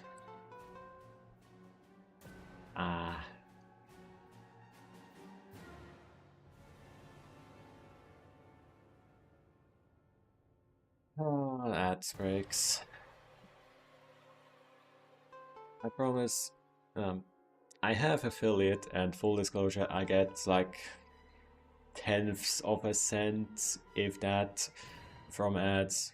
Twitch does give me a share, but I wished I could just not run ads, but unfortunately, that's not how Twitch works. Naturally, like, streaming costs Twitch money too, and so they're gonna run ads one way or another.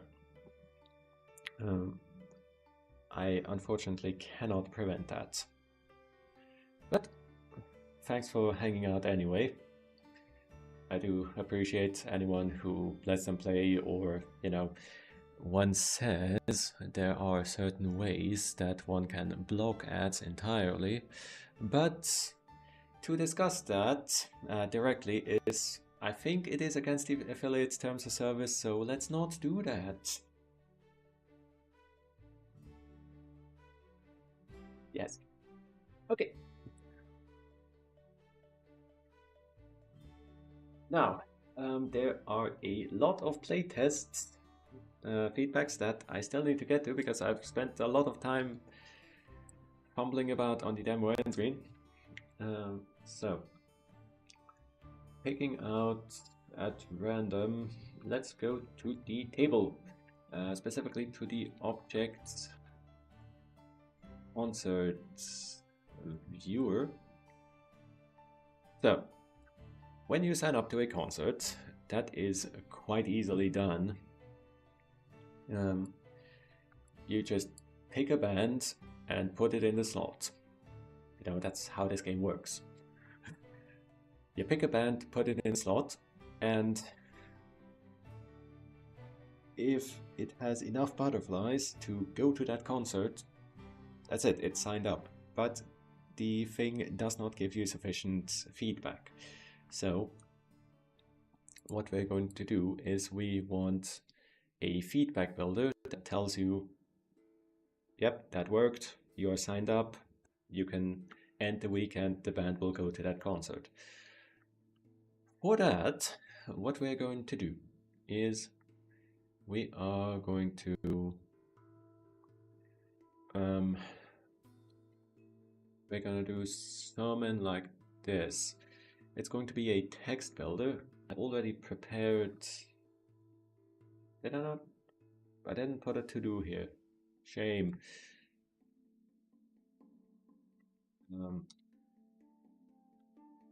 This is going to be a text builder that has, well, to begin with, it's going to be vaguely like these ones. So it's going to be required popularity builder, or no, it's band popularity builder.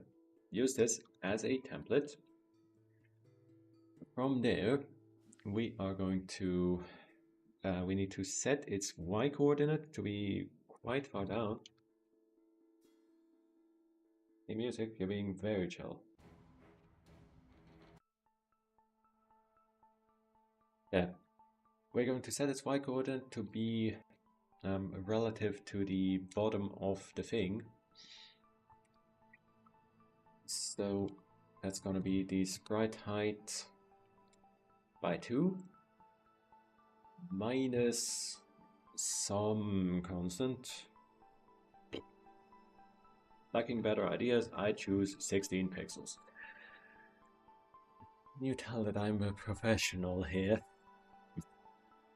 In fact, I have done this class very cleanly. I've done constants for everything, so let us... In fact, let's do this just super clean.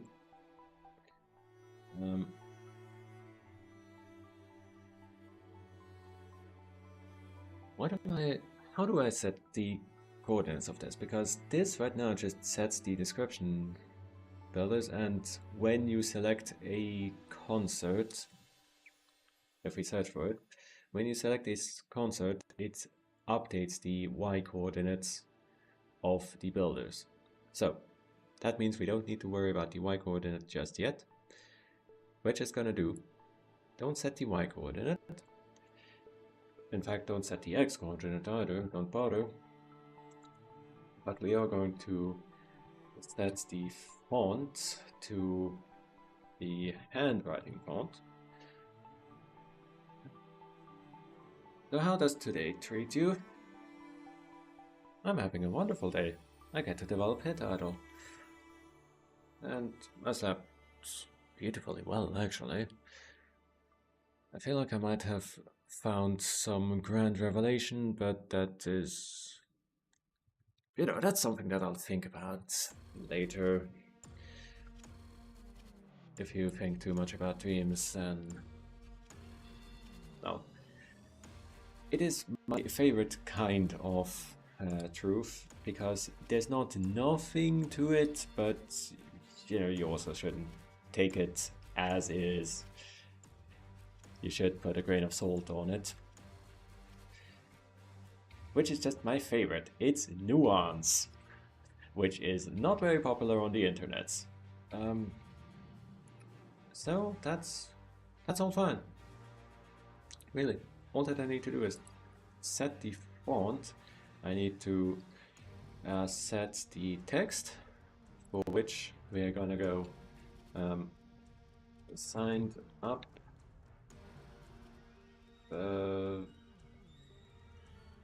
Text is gets me a translated string, which is translation keys dot sign up. Very quickly check that that actually exists, because once upon a time earlier this already was in the game, but I later removed it. But I never bothered removing the translation key, so hooray for laziness. So for this builder that we haven't even assigned yet, signed up builder is equal to that. We set the text to signed up text.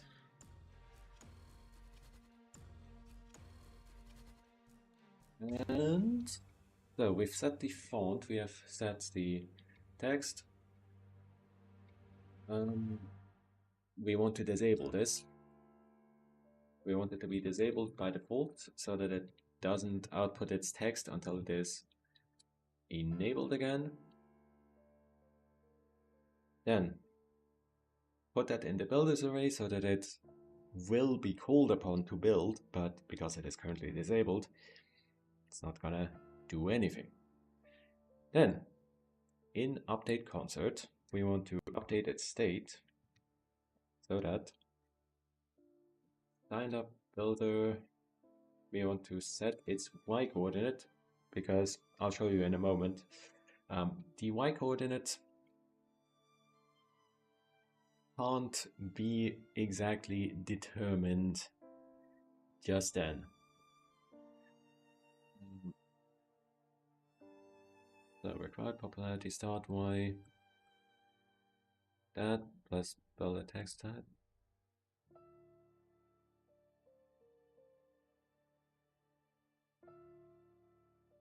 I feel like I can refactor this,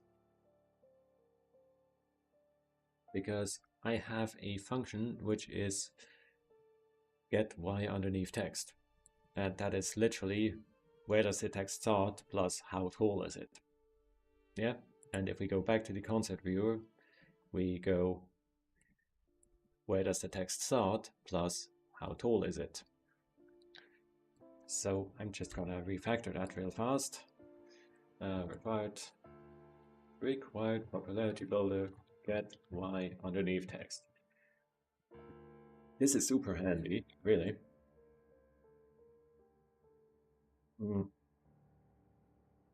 It makes two text builders fit snugly together, as though they were kind of one and the same thing, as though they were two lines of the same text. It's simple, but it's just handy. So I use it a lot, because of course I want a lot of beautifully laid out text. Now, we want an offset here. So we are going to description builder get y underneath text, but plus an offset. It is from here. Oh, that's a colon. That's not a semicolon. And I think we're gonna give this an offset too. So that's signed up, var signed up. Start y is this plus, I don't know. How much are you? You know, Game Maker, if I'm giving you a constant, it would be an idea to just show me what value that constant is going to have, because yes, a Game Maker, everything is assigned whenever, wherever, and there's no easy way to tell when it is and isn't. But if it is only ever possibly assigned in one place, then surely we can treat it as the constant that it is. No? Okay. Not that it would be easy to detect this. I mean, you would have to go through literally every bit of code in the project and look, is there an assignment operator somewhere for this property, or do we use struct set with the containing object which could possibly set this property? And of course, yeah, at that point that gets kind of complicated. I'll admit. So that sets the y coordinate. We don't want to enable or disable it in this function, because we want to do so right up here on content inserted. If we insert the contents, if we insert the band slip into the concert viewer to play that concert, then we want to signed up builder enable if they are qualified to do so. Else, we disable it.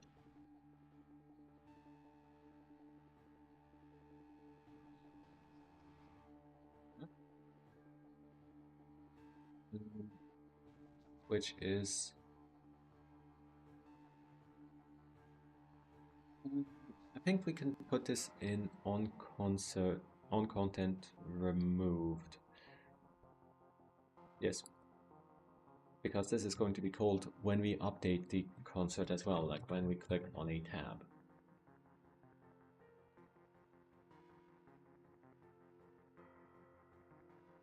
So, from here, need to be careful. This crashes. But why? Why do?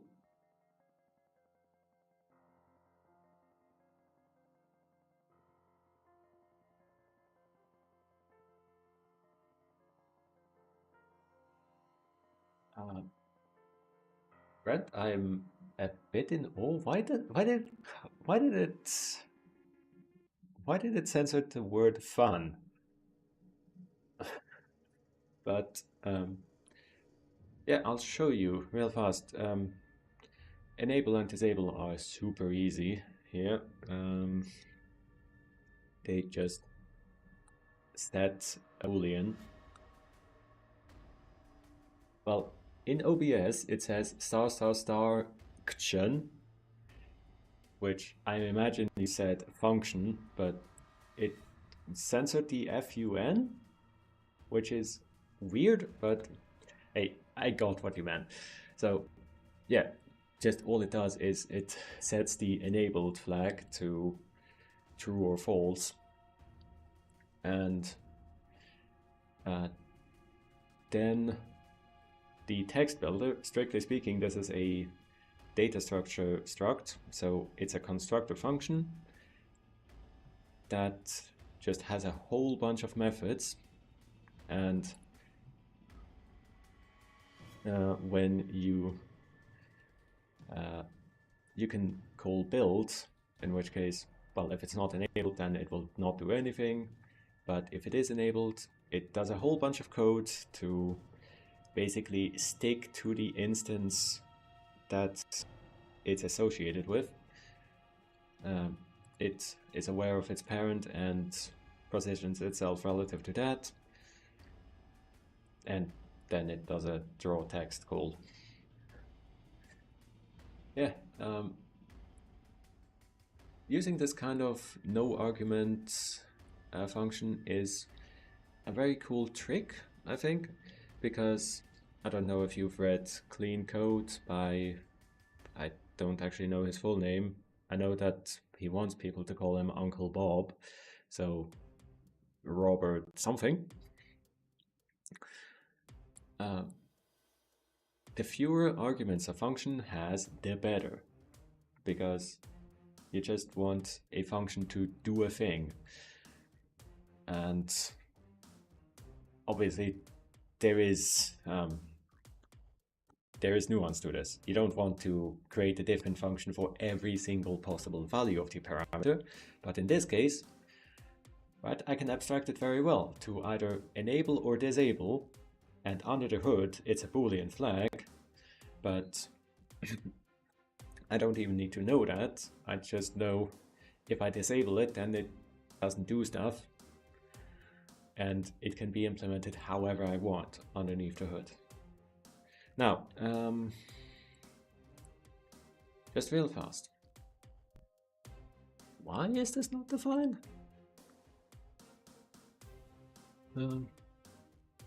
I would recommend giving Clean Code a read. There's certainly a lot of stuff that, to begin with, there are some things in the book Clean Code with which I do not agree, or at least that I think are overstated. But the entire point is, if you think about how you write your code, then your code gets better. So if you think about it's because I am a dumb, and the translation key signed up certainly does not exist. Let me just refer to the spreadsheet. Yes, it is signed, it is not signed up. There we go. We good. Like, if you read him telling you, make your functions this way, and you think about, does that make sense? Do I want to write my functions exclusively in this way? Or do I want to do something else? Then you're thinking about your design. And that's good. Right, so the reason why we dynamically adjust the Y is that a few concerts have actually this, Starfield Sky Festival has a shorter description and the open air stage has a longer description. So the Y coordinate needs to be dynamic for these. Now, let's see this. It worked. I have put this in the same place and I'm positive I know why.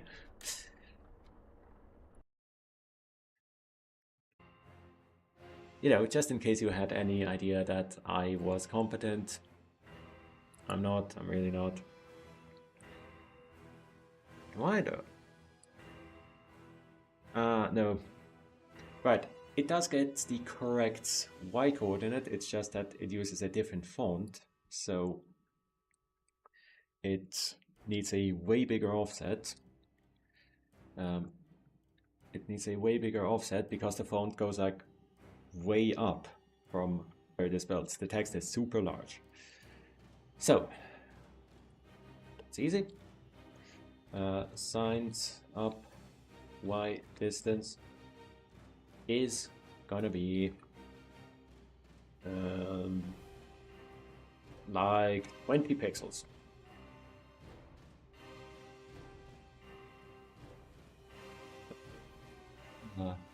Yeah, either I'm a god or I know nothing. Fortunately, how do we put this? How do we put this without offending the adorable self-taught game developers? There are more complicated places to write code than games. At least if you write your game well enough and you don't make spaghetti, then it's all going to be relatively simple. Okay. So, I think that works. I would, however, I would like for this to be down here. So let's just make that happen right now. Instead of using the relative Y here,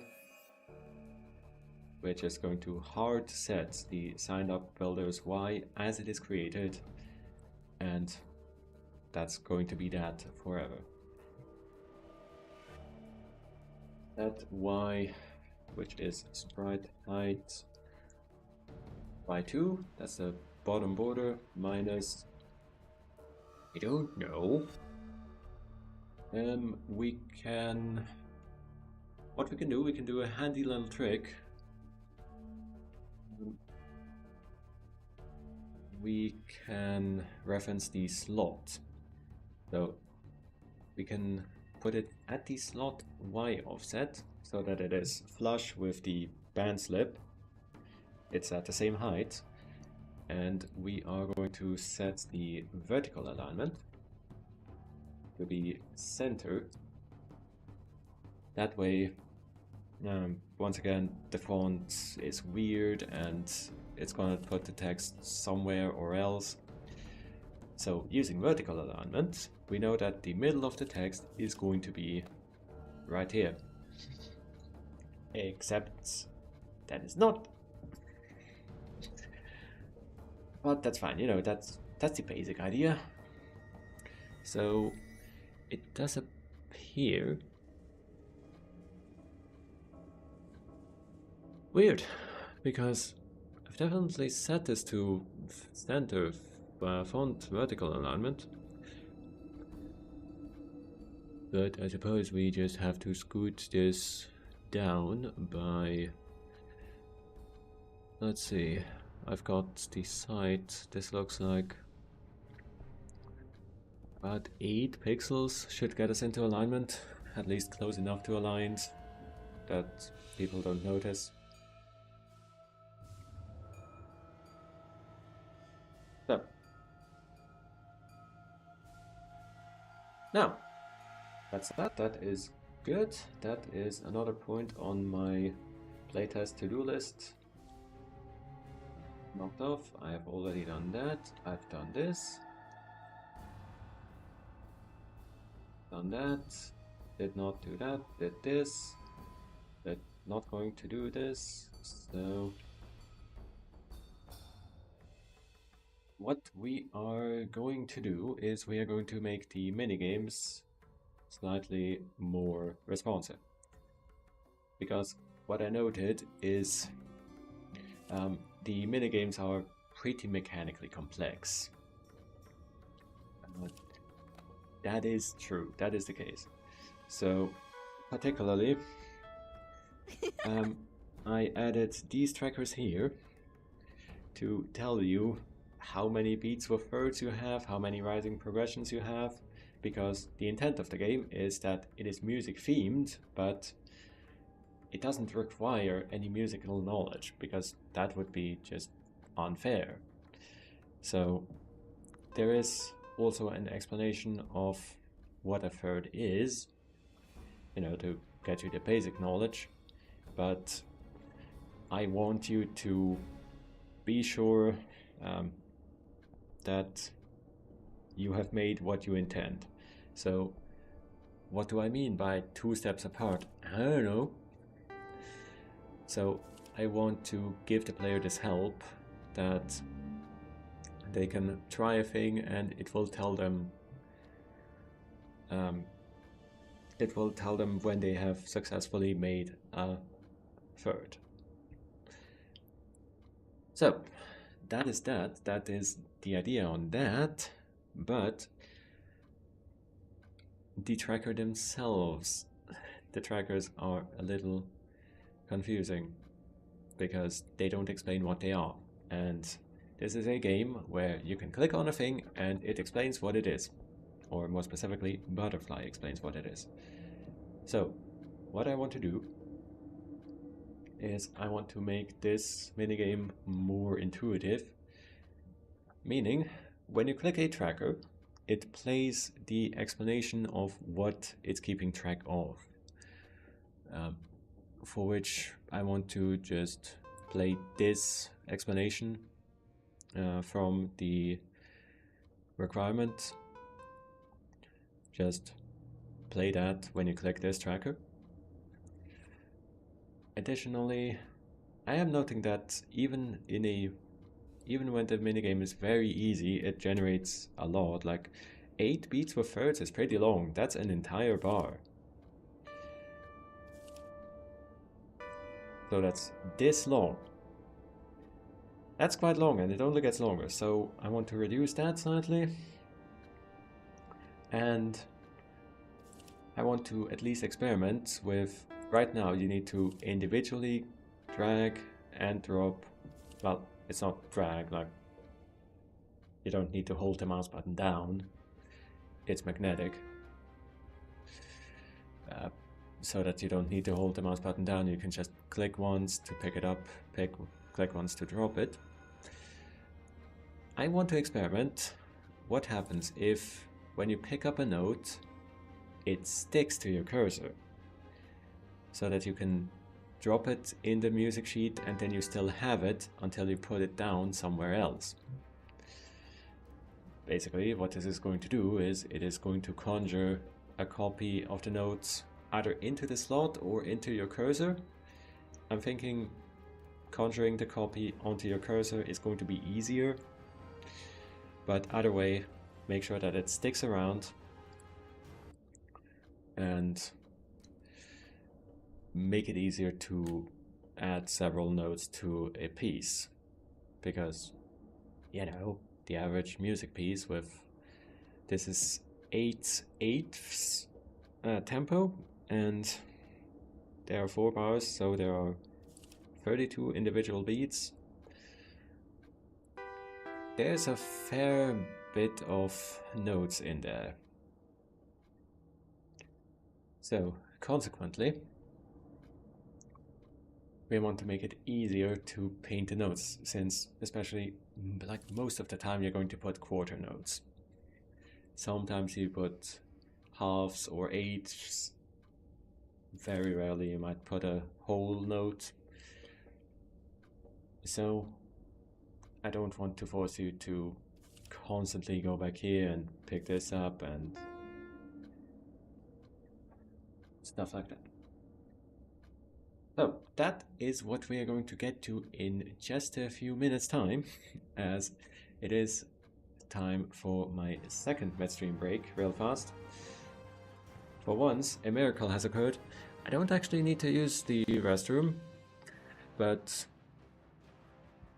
I'm gonna say if you need to, feel free.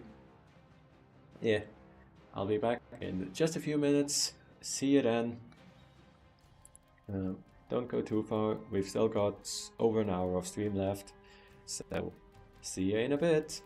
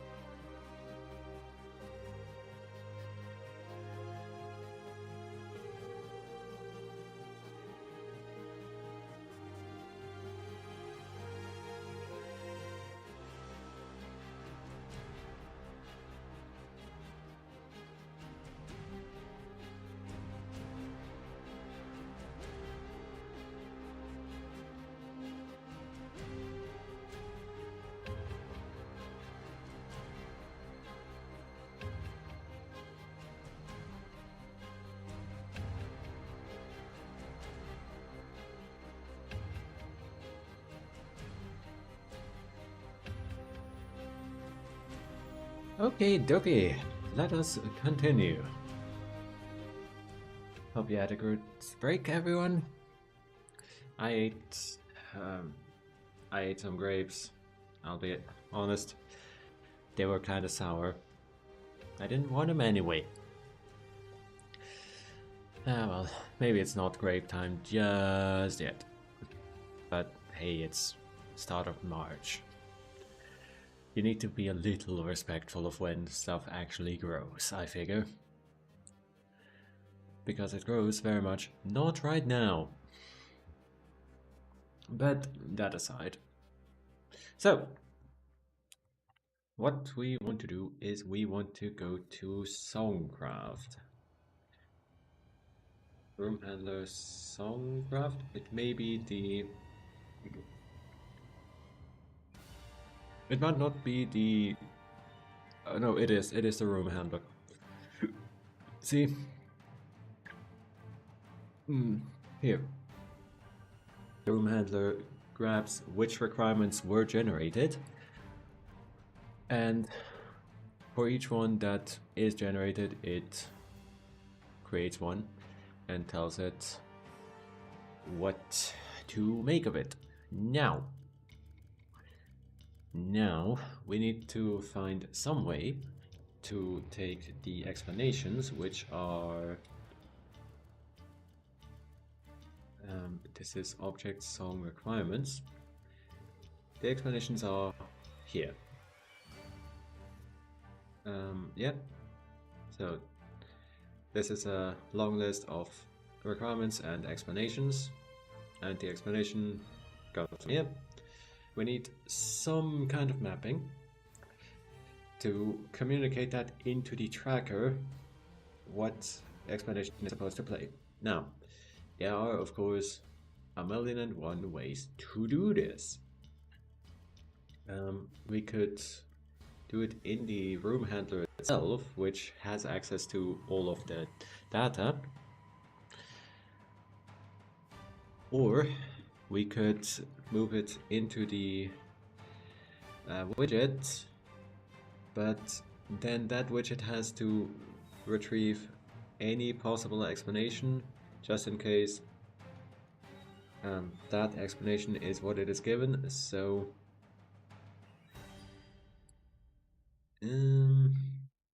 maybe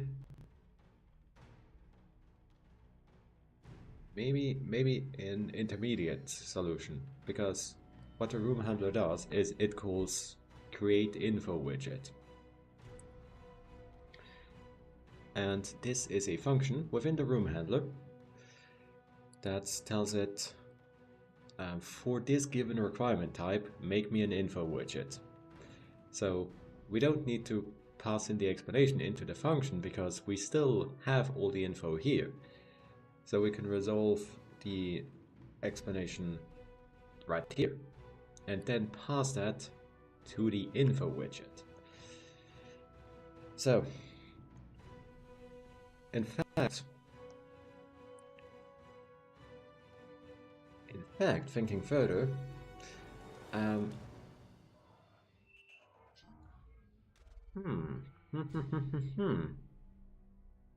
see, yes.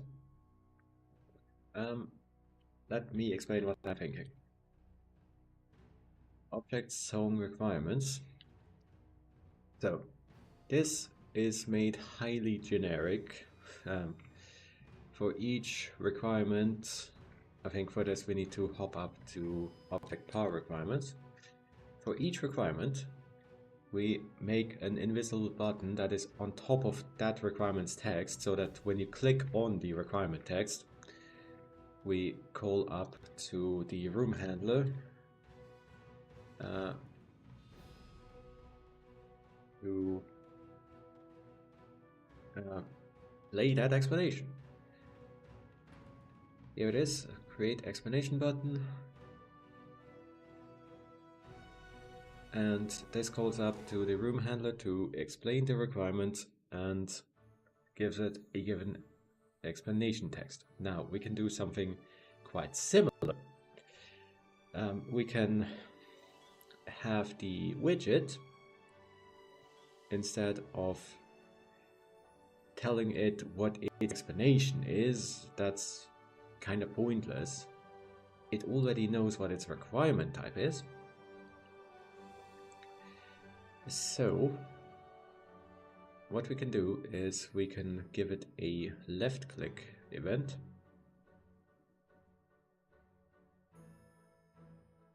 When left is pressed upon you. What is this Christmas music? Anyway, if mouse isn't on self, GameMaker, I would really love it if you let me scroll through the recommendations. If the mouse isn't on the self, then return. This is just to make sure that if something is visually in front of the tracker, then we don't respond to left clicks. Something like a dark highlighter that is supposed to block out the click. If something is, then don't respond to the click. Simple as. So, but if we have actually clicked on the tracker itself, room handler, then play tracker explanation with our song requirement type, because we only need the actual explanation text at this point, only right here. This function, of course, currently does not exist, but once we have it in the room handler, only when the explanation has to be actually created do we need to resolve what the explanation text is. We don't need to do it any sooner, which means we can do it back here in the context of the room handler, which is why we're going to do exactly that. This function is going to take a song requirements type, which is going to be an enum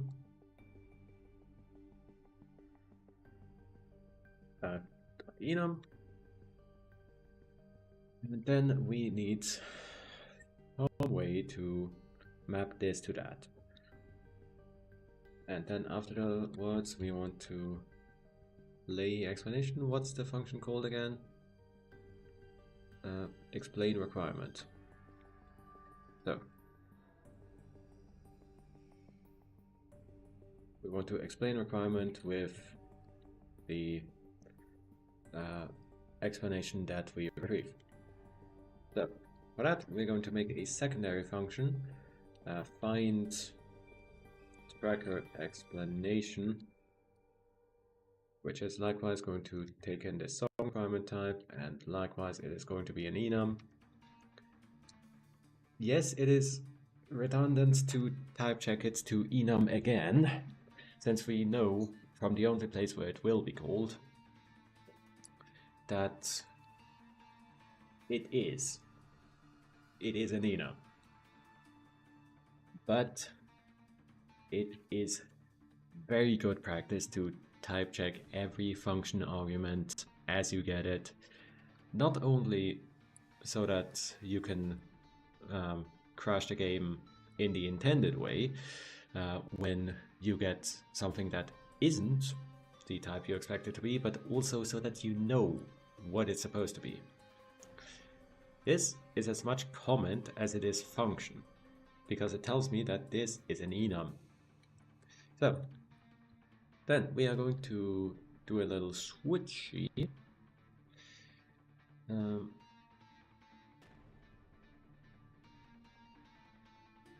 Okay, we're gonna do this.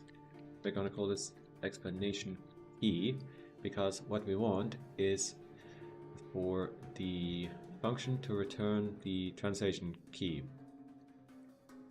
This right here, like third's explanation, so translation keys dot third's explanation. So let me type it out and then it should make sense. So song requirement type beats with thirds. In that case, we return this. And likewise for the other requirement types that have trackers, for beats per fifths, we return the fifths explanation. Fifths. And then we need to resolve this into the actual explanation. So we need to get the translated string with that translation key. And then we tell it, explain that requirement. There we go. Now we have handily reused a method that we already have, which means we develop super fast and we don't duplicate code. We don't accidentally do it wrong. It's all working exactly as we intend.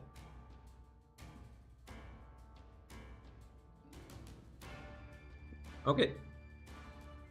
Now I just need to very quickly add the other two, which is rising and falling progressions.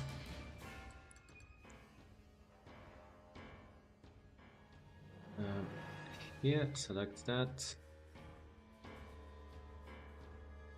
Now, listen, what I'm doing is I'm pressing Ctrl D, which does duplicate what you have selected.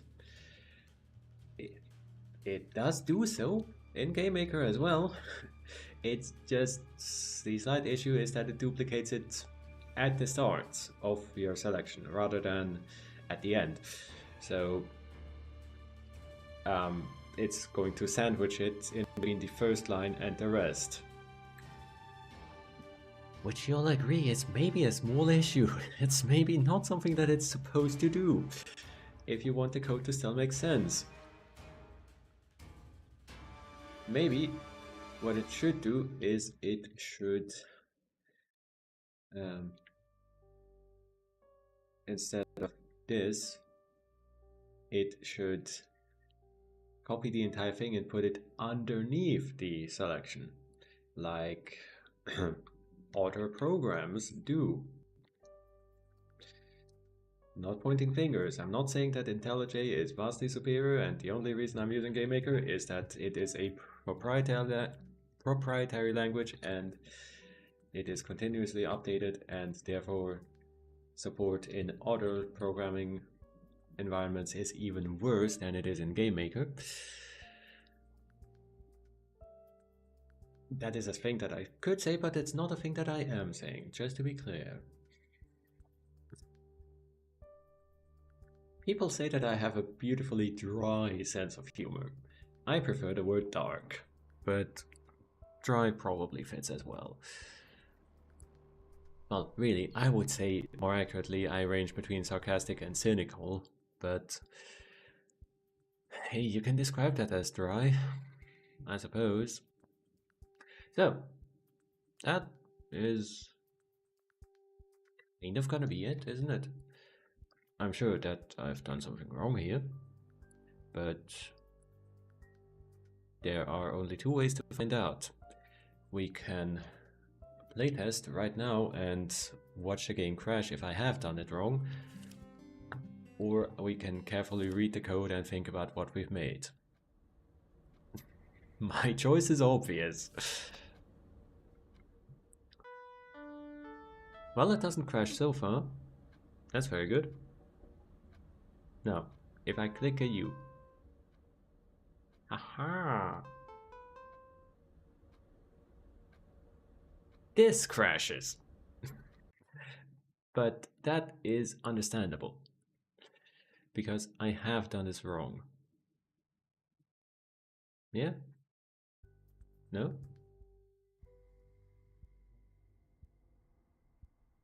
Huh? Wait, have I done this seriously wrong?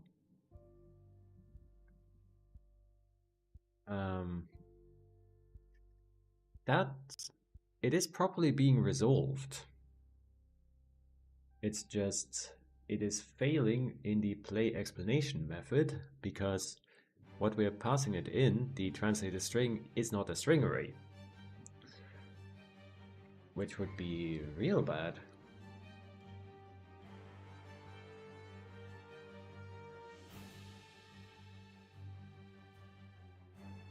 Oh. No, sorry. My bad. I am using the label rather than the explanation. Once again, it is entirely my fault. I mean, every error is my fault, but my fault because I didn't copy-paste it when I should have, and I didn't think about what I'm making when I really should have.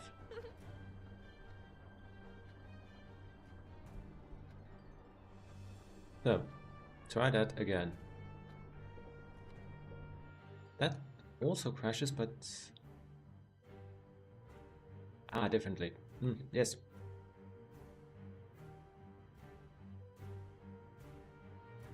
That's funny. So this is not an array, this is just a single line, which implies it's not just the tracker that's borked here, it is the entire requirement explanation.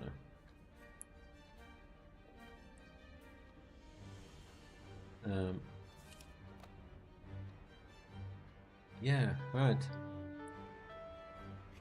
Well, I'm gonna have to check that, but if I click this... Ah! That's funny. Like...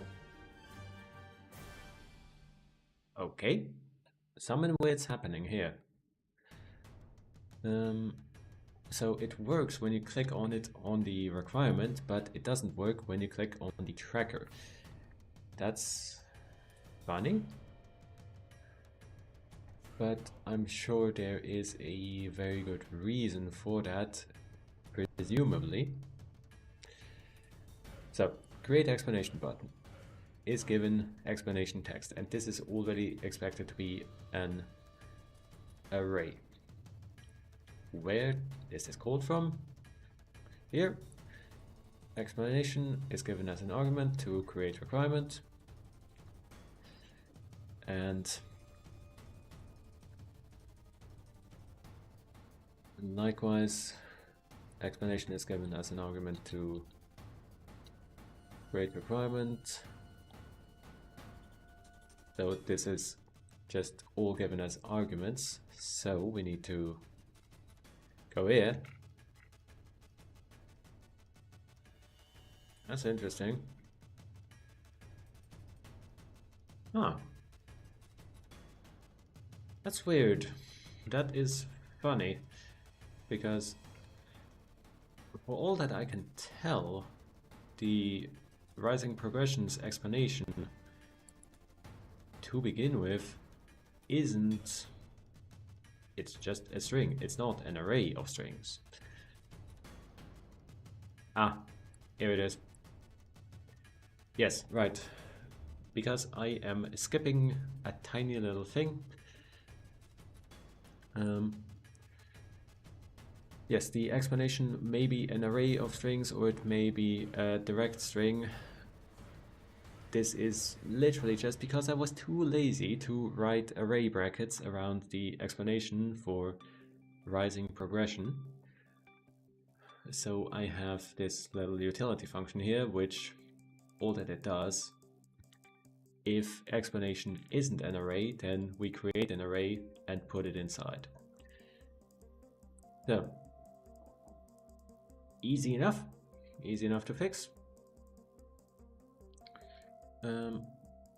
That means we need to just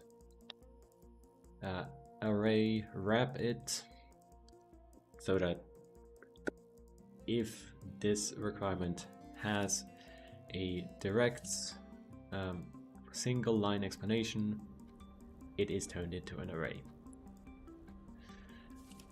Okay, let's see that one more time. There we go.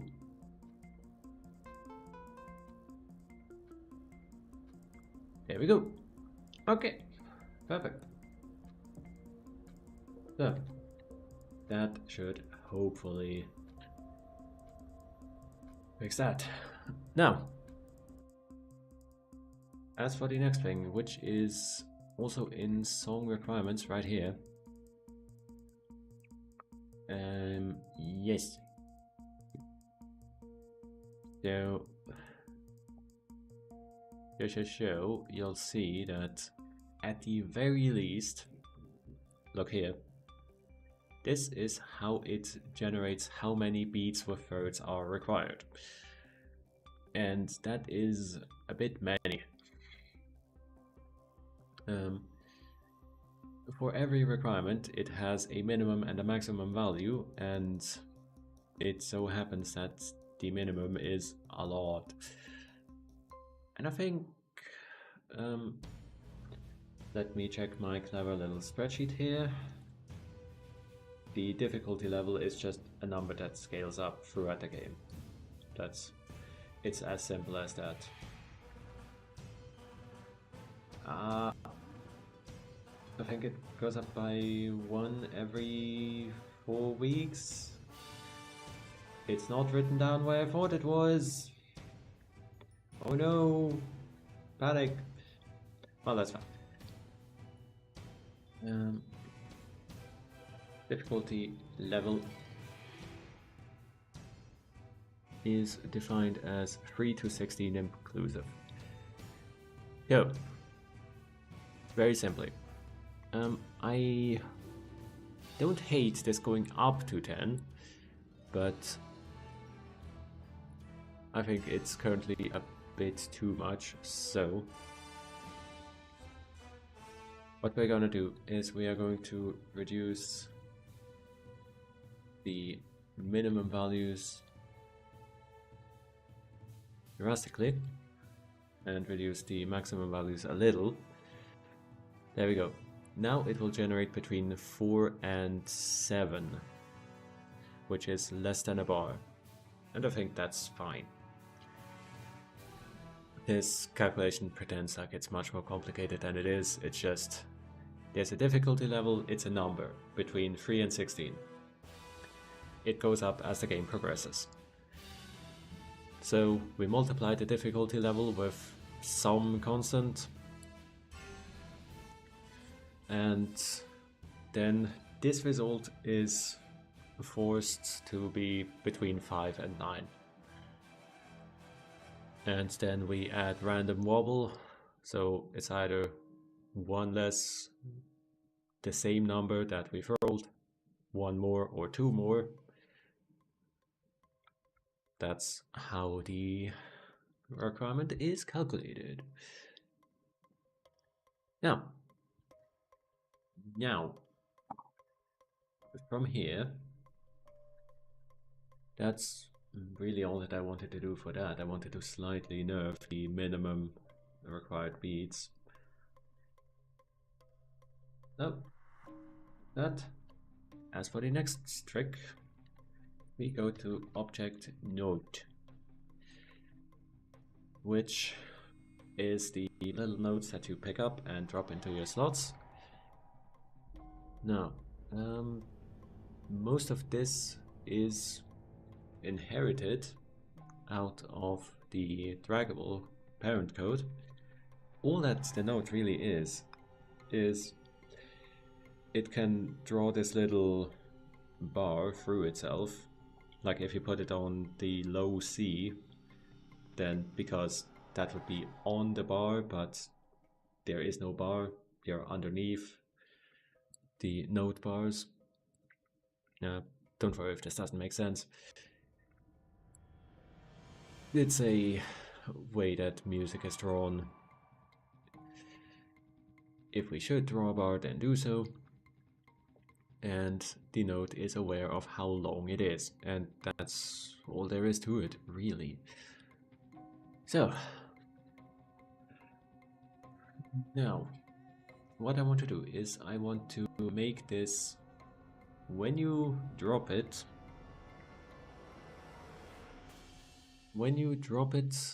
I want to, if it was successfully inserted into a slot, I want to conjure a copy of it into your pointer. So for that, we are going to go to Power Draggable and pick out a place where we can do so. I think we can take insert into slot, which currently does not support overriding, but we can just change that.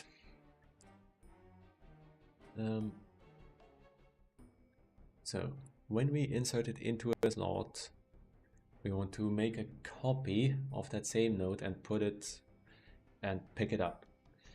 So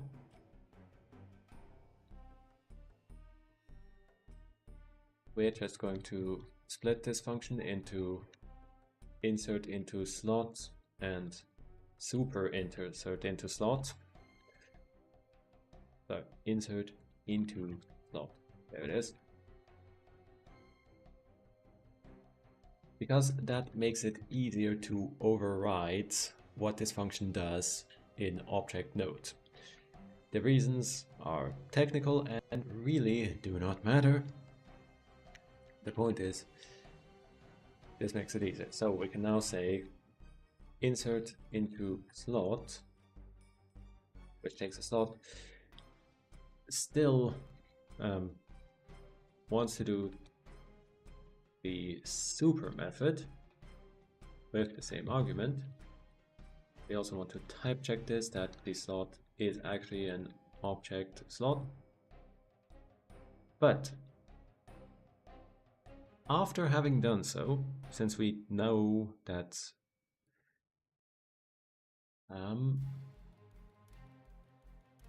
yes,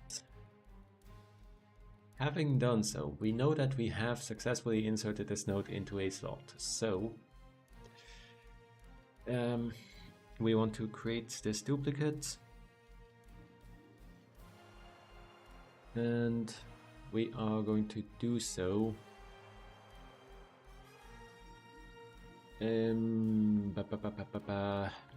I'm wrestling with my inner demons and I think I'm losing, because we want to create a relative instance just at the place where we have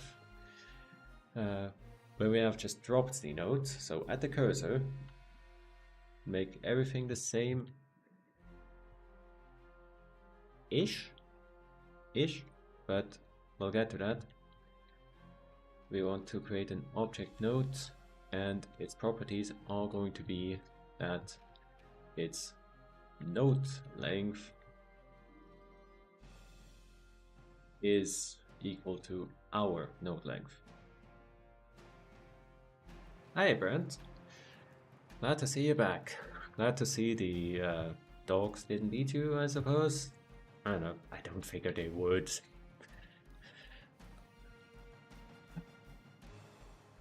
I'm just doing something very naughty, which is I am creating an instance inside an instance, which, sure, this is just game maker normal stuff, but it's not how I usually do stuff. I also might have to explicitly set the depth. Also, don't tell experienced game maker developers that I'm just using the comma syntax for optional arguments, but you know, they don't have to know. I've never had dogs. I prefer cats. Both are valid. You don't have to choose one. But I prefer the chill energy of kitty cats. So, as things stand, Yeah, haha, yes. Okay, forgot one thing. The clone, which is this, the clone needs to be picked up. Clone dot pick up. Because otherwise it's just going to stay at the same location. And I think with that everything's good. I think we don't actually need to explicitly set the depth, which is good, because this is a thing where I'm just restricting myself, but I don't like when any instances other than room handlers refer to depth, because that seems like data that is like meta, right? The individual instance isn't supposed to care what depth it is at. It gets told what depth it's at, and from there it just takes that for granted. But because I over-engineer everything, not quite. I'm gonna say this didn't quite work. That's funny though. Why does that not work? Like, what? Having a think. So it's supposed to leave the original in the slot and create a copy. But maybe it doesn't. I mean, evidently it does not. As soon as you drop it, it immediately picks up the original again. Which is funny, because this is supposed to just do its thing. This is a call to the pickup function from Draggable, which just grabs it. Yeah. And the reason why I was about to brag is that this also tells the room handler that we have picked up a certain thing, so it's supposed to make the slots visible, and it is supposed to reorder the draggables such that the draggable we have picked up stays at the depth for draggables. So it's in front of stuff, and it's going to be in front of the instance that we have just dropped. To which end, I'm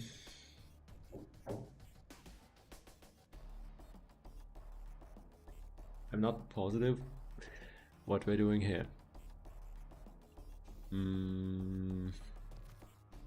Hey, we can try moving this function, otherwise I'm going to have to go into depth here and figure out what exactly is happening.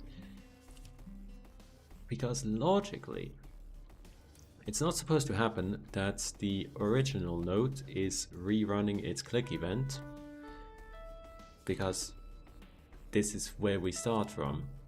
Aha, there it is. Right. I have some ideas for why that might be happening. So this is still not perfect, you'll note. Although this is kind of cool. But we need to make sure that these slots remain visible. So how that's gonna work is we have a onDraggable picked up method, which is right here in write u onDraggable picked up, and we want to ready these slots when that happens. Now, where's that called? Let's find out. I would think it is in pickup draggable, right? But it might not be. This would be in the parent anyway. I think pickup draggable is a function that just concerns itself with the depth and reordering the draggables. So, then here we are, pick up draggable. No, no, this triggers the callback. But is the issue that I am calling insert into slot? Maybe. Well, what I know for sure is the room handler has two functions. It has onDraggable picked up, and it has onDraggable dropped. In the Soundcraft room handler, these have these two implementations. Here, it tells the music sheets to ready and unready its slots. And, quite simply, the music sheet is told to ready its slots before it is told to unready its slots, which makes sense so far, because right here, what happens is we are in the drop function, and if the slot is present and we can put something in it, then we want to do so. But afterwards, we call onDraggable dropped. Additionally, there's an additional thing, which is that you can hot swap nodes. So let me demonstrate what the issue with that is going to be. It is that when you hot swap a draggable, so you exchange one for the other in the same slot, let's say take you, and it doesn't help that all of the draggables have, like, all of the nodes look the same. Oh, did that not work? Okay, that also just don't work. Excellent. Yeah, look at that. You can hot swap them, which means, of course, when you maintain a clone that you put into the cursor, then you're gonna pick up several instances, and that is bad. Yeah, at this point we are making a mess. So we need to think. We need to we want to maintain hot swapping. So we want to, if there's something already in the slot where we are putting the new node, we want to pick that up and not clone the original node. Otherwise, we want to do so. That is going to be slightly complicated. Because we don't have that info anymore. When we are in insert into slot, as you see, we've already taken the content out, and we've picked up that content, and the slots that we are inserting ourselves into right now, well, at the time that we execute this code here, at this time the slot is always going to be empty, whether or not it was previously. So we have some options, but none that are too great. We have options. We can move the code to duplicate the node to a different place.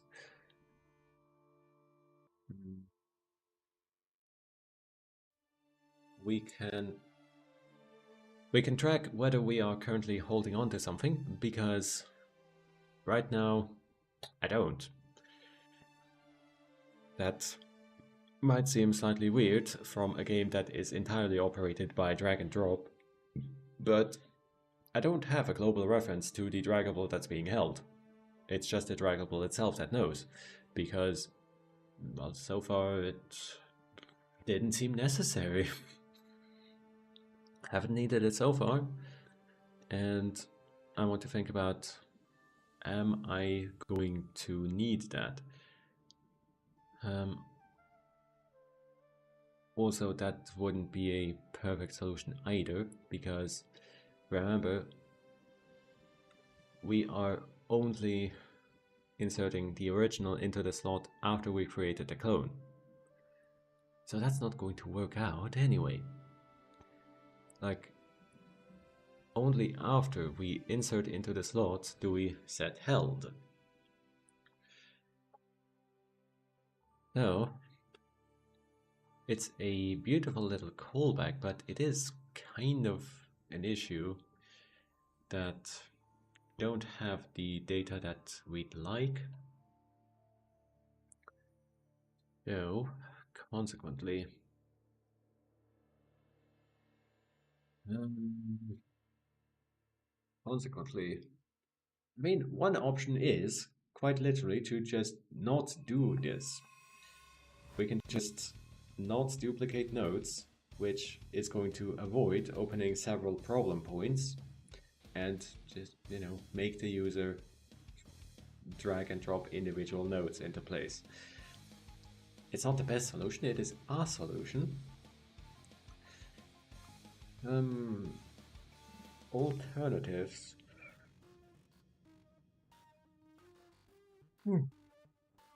Alternatively, if I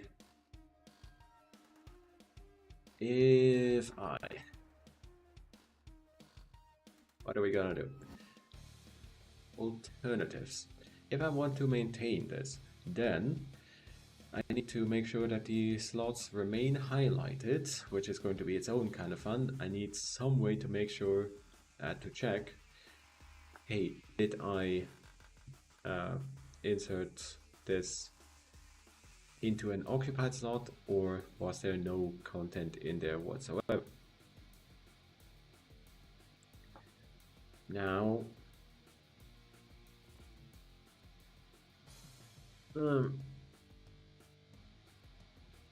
that's gonna be a whole bunch of work to which I currently don't have a good idea how to do it.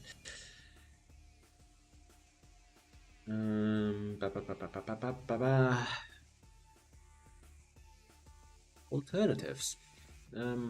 It might be helpful if I, instead of creating a clone that I put on the cursor, I create a clone that is inside the slot.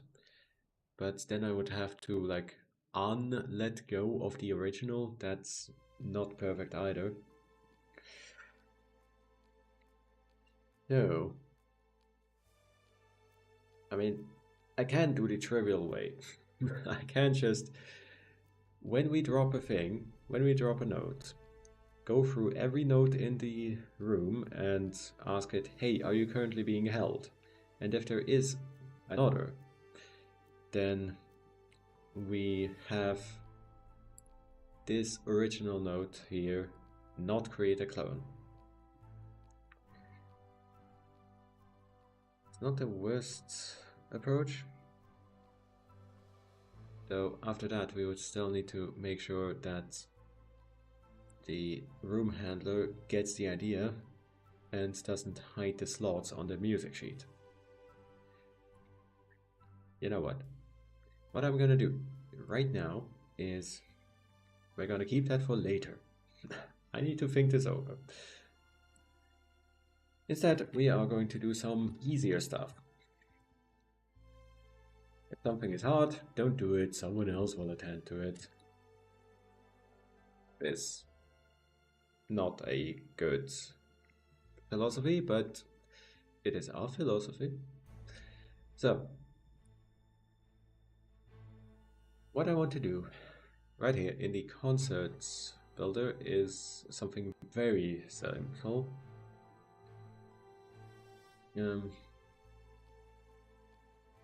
Because right here I just want to move the order of these stats, because Persona is a stat that you neither train nor use until later in the game, so there's not much point why it should be first. It should be heart that is first. So we're just gonna do that.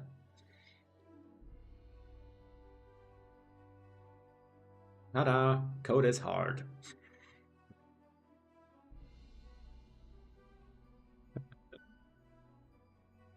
Quickly speaking, I should also update these references so that they're all relative to the first. I think I actually want to do something like this. So Persona can come last, because the way that you train, it goes Soundcraft, which is voice and heart, poster artistry, which is heart and image, hop, step, smile. The exclamation point is part of the name. Explaining that the exclamation point is part of the name is part of the name. Hop, step, smile, which trains image and persona, and then line rehearsal, which trains persona and heart. No, persona and voice. It forms a beautiful little loop that was completely unintentional. I just put it in. I just made the minigames train stats that seemed to make sense. So if you do singing practice, you are going to increase your voice stat. Doesn't that make sense? Another quick thing that we can attend is in poster artistry. Object room handler, poster artistry. It's not exactly here, but we can get to it from here. Here, the object drawings has controls, which lets you control how big your crayon should be, and it also lets you reset your entire paper. I noted that when you click on these, it does change the size of your drawing, but what it doesn't do is give any kind of feedback that this has happened. So what we're gonna do is we're gonna give it some. So this is this is super dirty. We are calling directly to drawable paper set brush rays.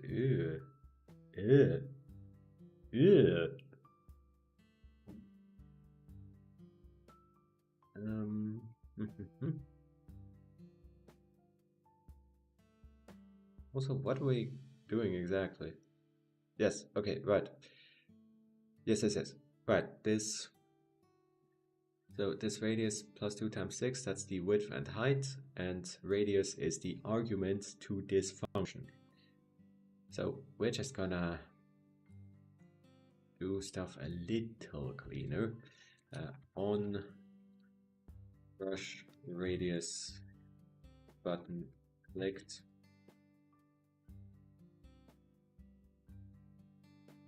we're going to handle the click in this same object as we already do with the reset button. It's still going to be a call through, don't get me wrong, but on brush radius button clicked,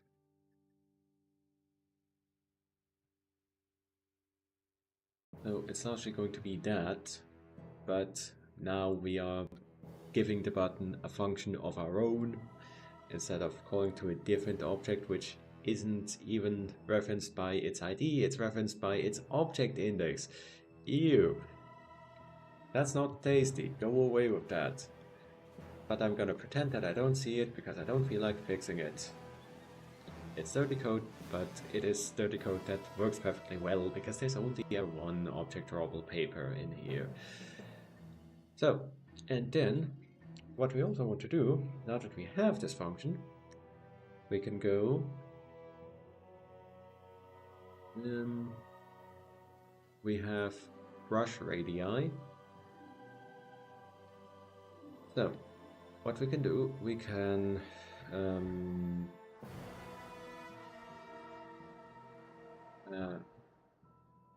radius index, we can ask what index is the radius that we want to select. Radii, radius. So, and this is still a little quick and dirty, but it's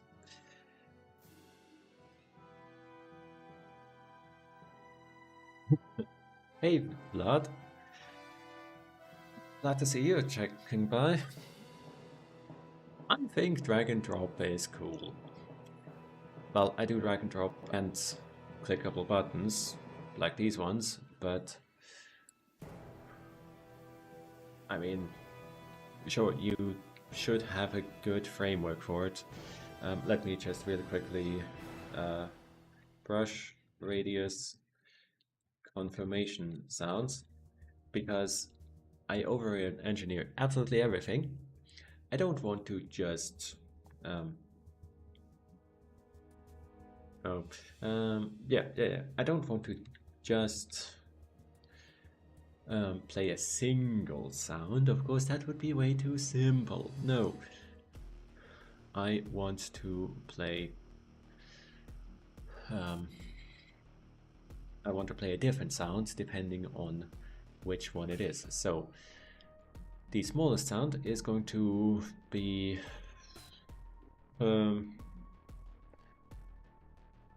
something. It's going to be a high sound, like a tiny little bell. Was it? No. For this, let me go to the Songcraft room handler. This will make sense. No, this will not make sense in a moment. So, what I've done is I have created a little melody that plays when you start Songcraft. I want to change that so that if you have a song made for the band, then it plays that instead, but that's not fully ready yet. This little backup song is a melody. It goes, what was it? A, D, B, and E, I think. A, D, B, E. Which is, listen up, you're only going to hear this once.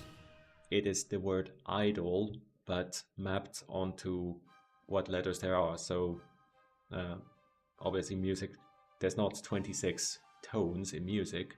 So what I did was I went, well, it goes A, B, C, D, E, F, G, and then I started again at A. And if you do that, that creates you a little substitution cipher.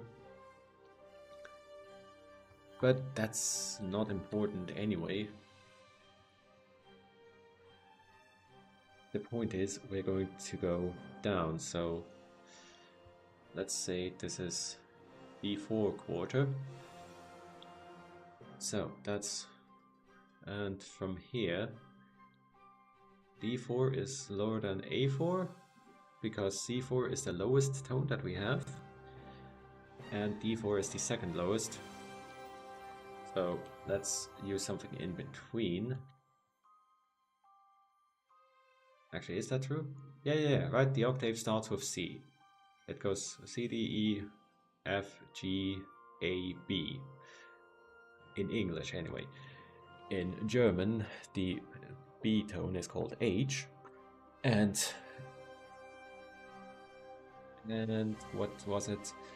It's A sharp, is B instead. Just a tiny little tidbit for you. This isn't really useful.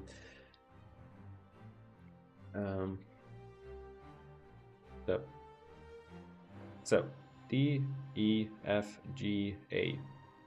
So, sorry. Between A, D, E, F, G, A would be perfect. So let's make this the F4 quarter to give you a little confirmation when you change the size of the drawing. Anyway, how's life, Vlad? It sounds like it's not great. Keep on keeping on, my friend. Game maker is something that we all have to suffer through. You can do it. Ah, yes, right. I need to not only define these tones, I need to actually play them. That would be an idea. So, on brush radius clicked, we need to grab the corresponding sound. So we need to play sound effects. We need to play brush radius confirmation sounds with an index of radius index.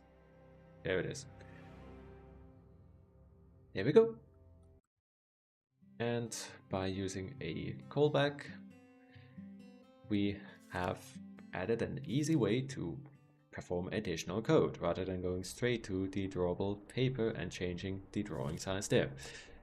Okay. So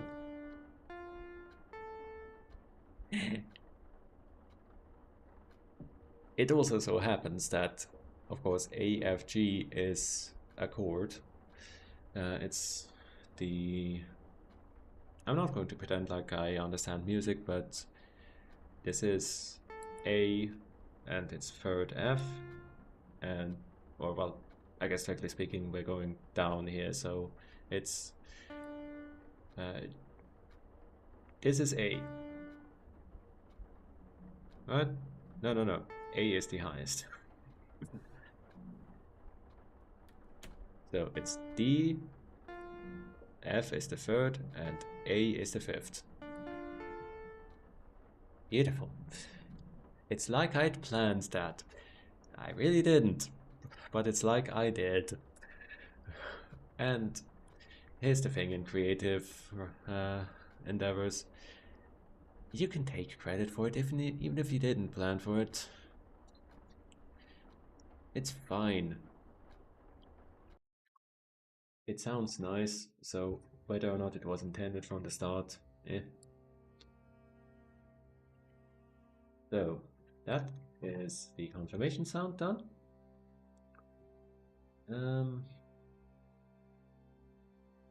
That is going to be a challenge. I want to think about, we can pop it up again right here. This X appears to be slightly confusing. I want to see, maybe I want to replace that with a trash can. That would be maybe slightly clearer. But Butterfly's dialog currently refers to an X, so I'm going to look at that later. What we can do right now is we can do a little fix in the room handler for table in the dialog. And yes, this label got stuck. KMaker does that. Let's put it up here so that it's slightly less distracting. It sticks to your cursor as long as Control S is held down. I find that hilarious. I wish they would fix it, but hey, as long as things are working, I suppose that's well enough. So we want to go to the Moida dialogue. So, what we've done here is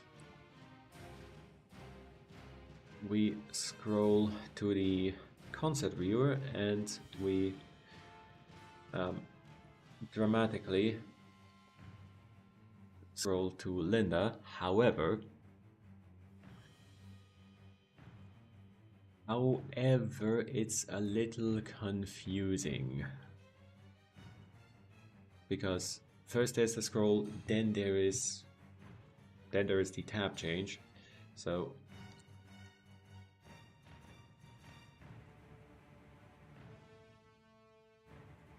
sorry, I was just a little confused, but everything's fine. Like so. Yeah. Like so. We are just going to start with the concert viewer already on the correct tab. And before we get started on that, super fast, I'm going to go into this function because yay, everyone's happy. Hooray! Because right now this plays a sound and I don't want it to do it anymore because that is a hack anyway. Like, I do use the same functionality as when you do click on a tab, but the sound, you will note, the sound is manually spliced in, as it were, because, I don't know, it doesn't want to play that sound because that sound is played somewhere else. The point is,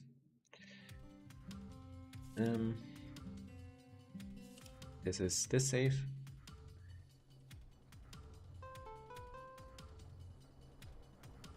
No, it isn't. Alright, the Moida week is 57.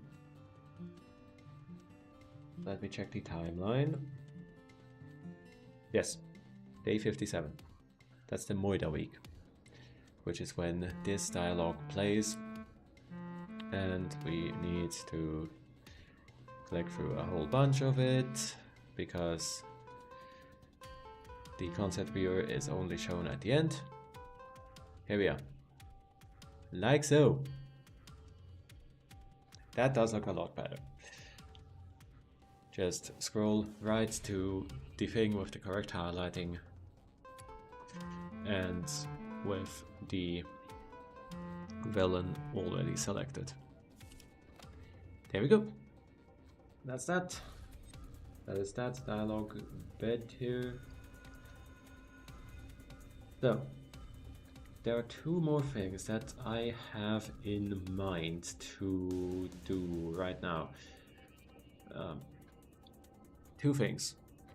One is I want to think these numbered tabs are okay, but could I maybe put the name of the villain on the tab? Sorry, I need to drink a little.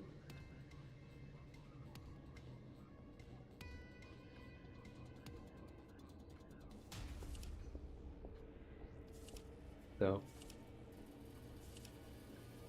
as it so happens, this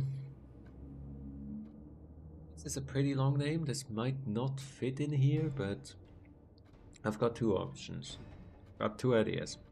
Either we just make really long tabs and write the name there, but I think instead of doing that, what we're going to do is we're going to make just bigger tabs. So they're going to be a bit longer, but also they're going to be taller. So that it's going to be like Deborah, line break, Manning.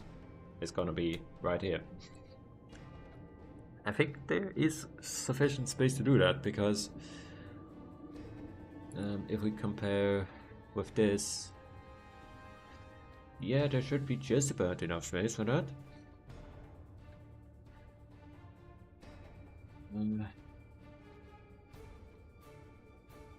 I'm not sure, but if necessary, I can make this thing slightly bigger.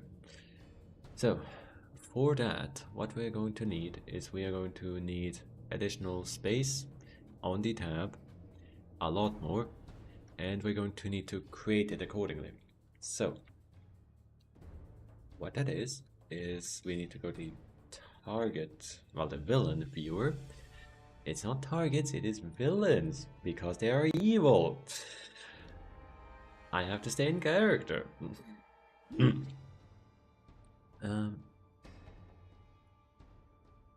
Is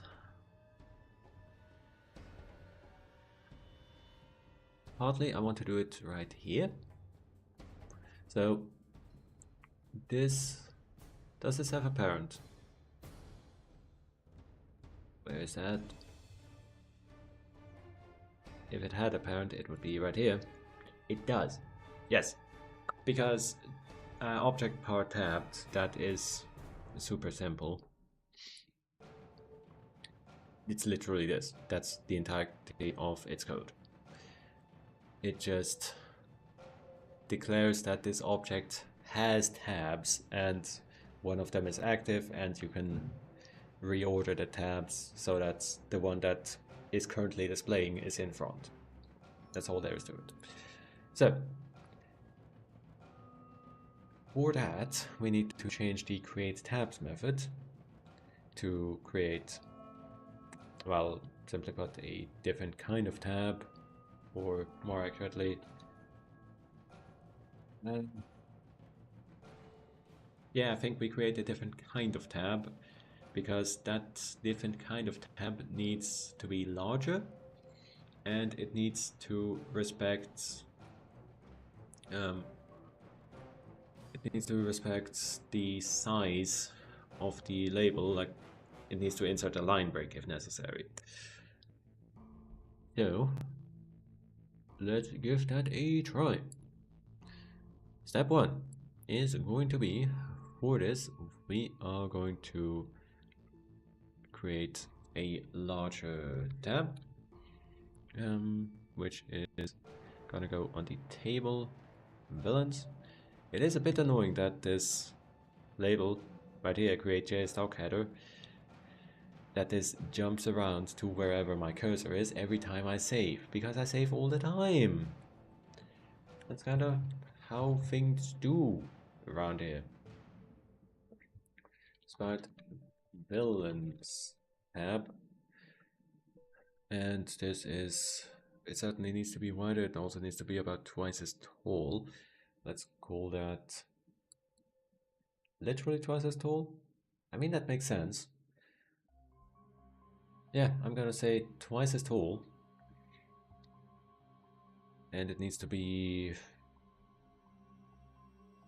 I don't know what else it should be, so I'm just gonna make it twice as big in every direction.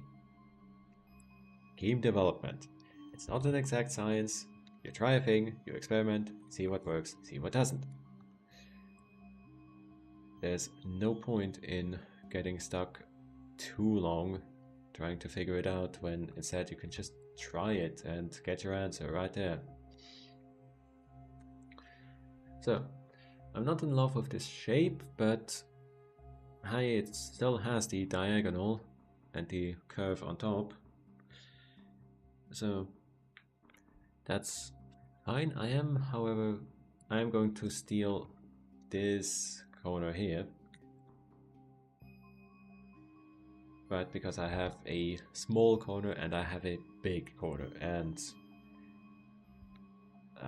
accordingly,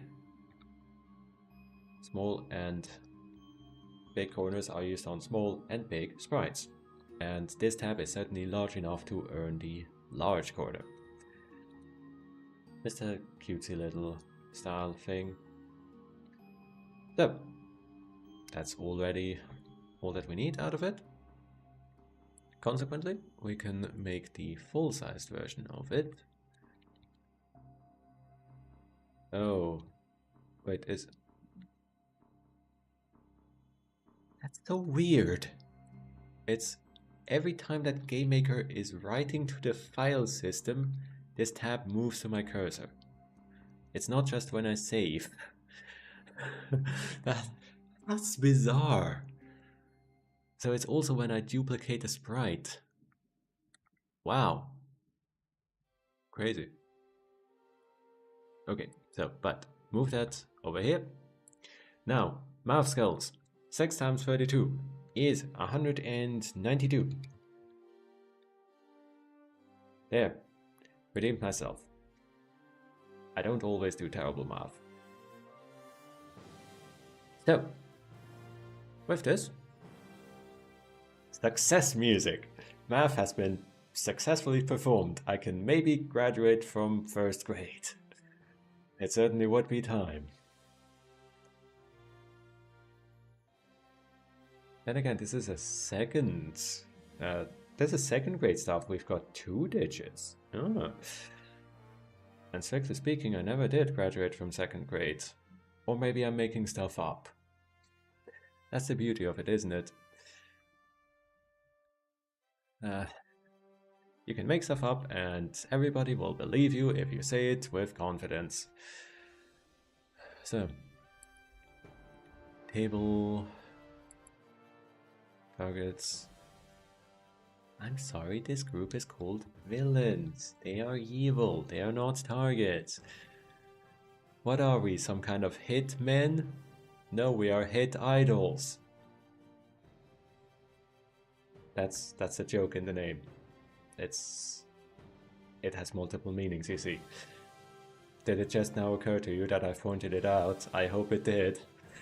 I hope the pain you feel is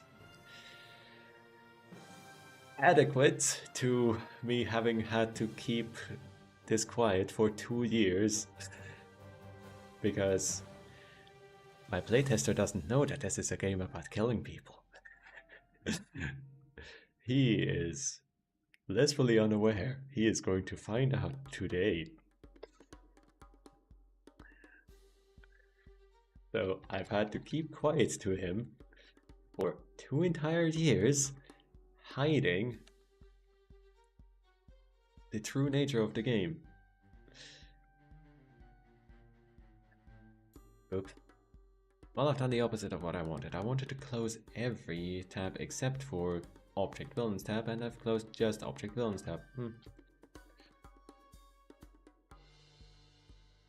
Okay, so here we have that. Then this is going to have parentage with Object tab, because most of the stuff the generic tab does is fine. In fact, I'm probably going to hop in here, and in the Parents tab, I am going to fit tag to maximum width, which is right width minus 2 times 6. There. The ones that just have numbers don't need to do this, but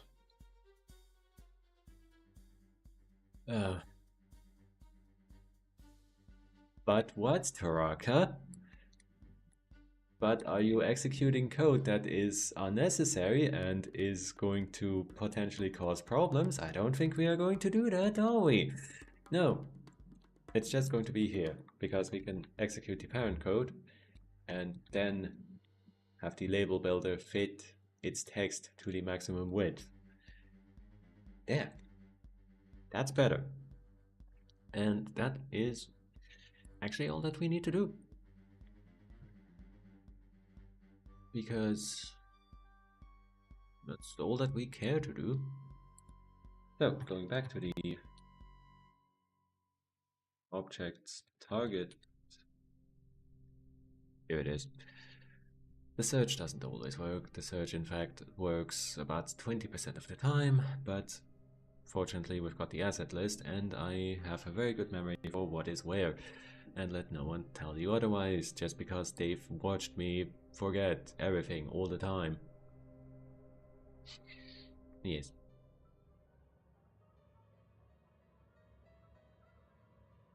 So, now,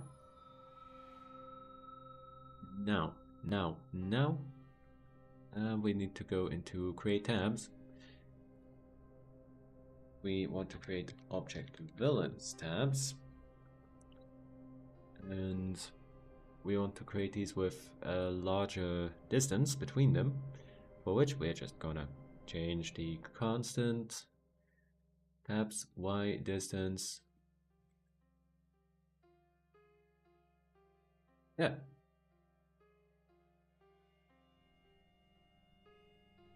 That was already relative to a sprite, so I just had to change the sprite, well, the referenced sprite to the larger one, and that's that. So, now all that we need to do is we need to give it the name of that villain, and that is already something that we have. There we go. In fact, strictly speaking, we wouldn't need to give it the label separately, because we already give it the target as context. Sorry, the villain as context. So what we could do is we could here say label equals context dot get name, or whatever it's called. That would be a key. In this instance, I prefer doing it like this, because we need to define the label before we check that it is defined, which means we need to do this in the child event before we execute the inherited event, because the inherited event is going to check that the label is defined. Yeah? But that means that we need to separately check that that is defined. Okay, so it's ugly and I hate it, but this does work. But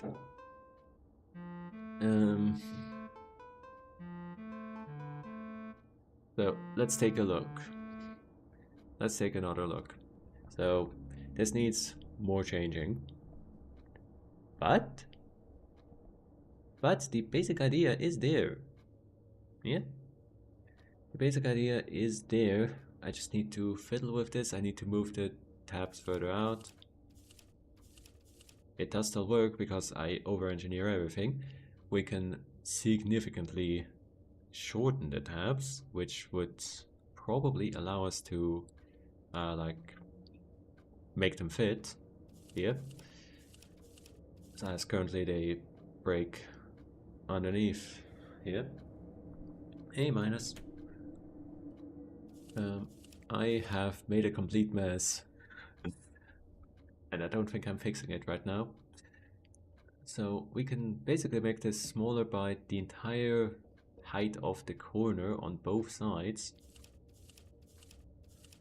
and that would still work out. We can also make it thinner, though we do need this for Miss Manning. So how do we set this up? Let's take a peek at the parent object tab. Yes, we center the text. I think we want to further configure this in the inheriting villains tab. We want to reconfigure this so that it's probably it like starts at a given point on the left and it goes from there. But it may be ugly and look broken, but that idea that works. So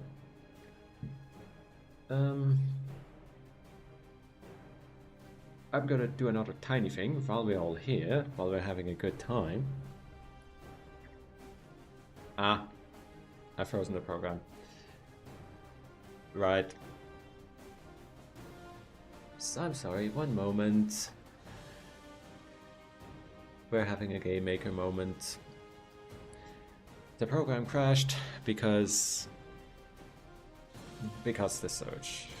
The reasons are technical. I don't fully understand them either, because obviously, I don't have access to the source code of GameMaker. I don't know fully everything that it does. But I have a pretty good idea of what is probably going wrong. But that's not important. What is important for now is that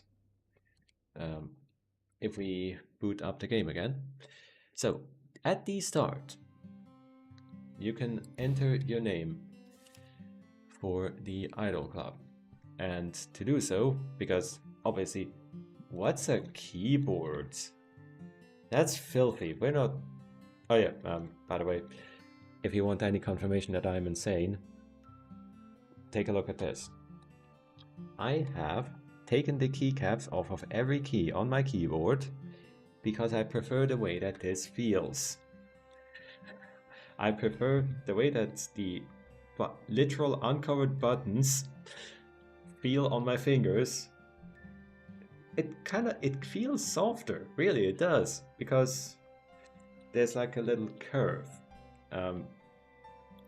Also, it makes it so much easier to clean. Like, there's no cracks to fall, for stuff to fall into, or at least not to stay in, because, well, there's just the plastic backboard.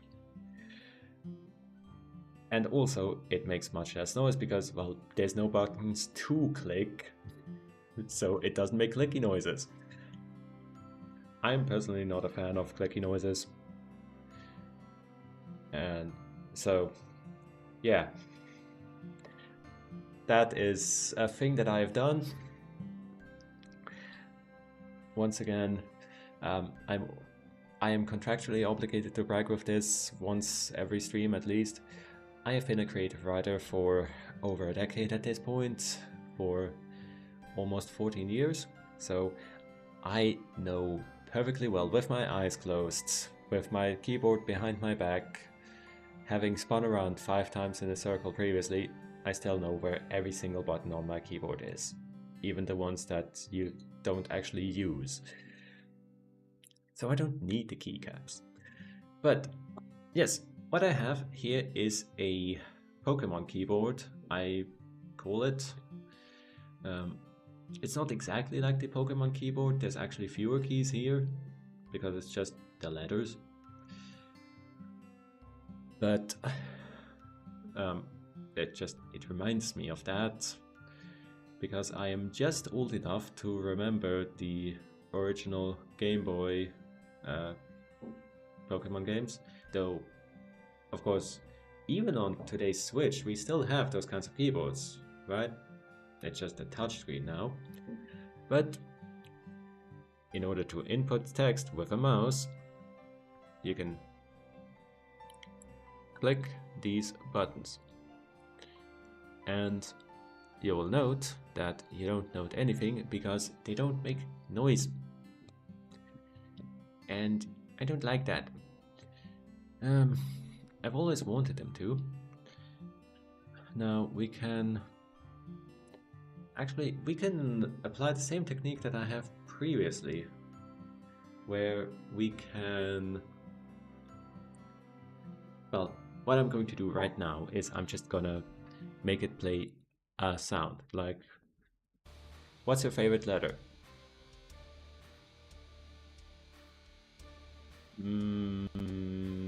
A4. Let's make it play A4. Objects, clickable, nope. It's fine, KMaker, I'll find it myself. So, the point is, when you click a key, I want it to play a sound so that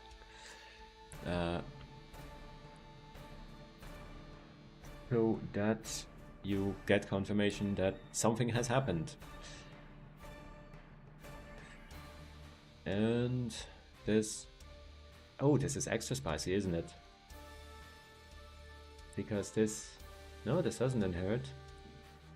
No, right, it's on letter clicked. It calls up to the parent, and the parent is the name keyboard, which generates,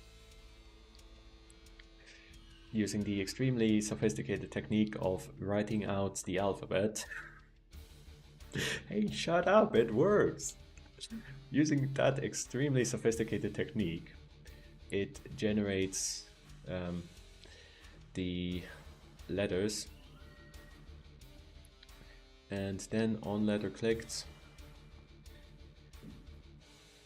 we play a sound. Well, we add that letter to the advisor name. I mean, yeah, it is fine. Well, let me show you something cursed. Something that I would not want to do, but well, something that we can do. What's it called in Game Maker? Is it called char? No? Game Maker letter from ASCII code. Using ASCII codes, etc, etc, etc. No. No, that's not what I want. This might be it. Oh, of course, sorry, it's not char, it's sure. Developers everywhere, around the world, stop doing this. Abbreviations make everything worse and the compiler does not care. The file size of text is completely irrelevant, and the program that you send out, not only could you fit, oh, I don't know, the entire works of William Shakespeare in, that easily fits inside 1 megabyte as text. So, you know, that's not where your game spends its space, but so the idea is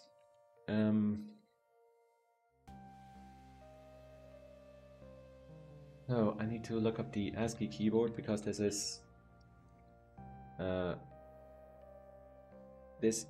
another it's another thing that I intentionally do not remember. So ASCII for A, uppercase A, is hex 41. It's decimal 65. So you could do for I equals 65, or in a particularly cursed language, like in Java, you can do this. This doesn't work in Game Maker, which is maybe a good thing, but in Java you can absolutely do that, because in Java, chars and integers are interchangeable. You can treat a character, like a single character, as though it was a number, and you can iterate from A through Z. That's incredibly cursed. But that doesn't work in Game Maker, so what we're going to do instead is something pretty much as cursed. We're going to, well, we're not going to do that, but we could do it. We could iterate through this, and this show debug message char for I. This, yeah, this is going to iterate through the alphabet. And yes, I need to clean up the function that I've put down here. If we hide the game, look over there, it's every letter of the alphabet, because we've iterated through its ASCII codes, and well, that is what the char function is supposed to do. It is supposed to give you the character string that corresponds to this ASCII code. Don't do this. I would rather use this approach of the hard-written string than iterating through ASCII codes. But I would be lying if I said I hadn't done this in the specifically cursed version of iterating from A through Z. I have done this before. Funnily enough, I think if you use the extra cursed version with the characters, it's actually kind of better, because then it's immediately visible. Okay, I mean literally the character A. I don't mean the number 65. So that's cursed knowledge for you. Please don't use it, but you absolutely could. Just remember that the lowercase letters don't come after the uppercases, not immediately. Lowercase a is hex 61, so decimal 97. But the point is,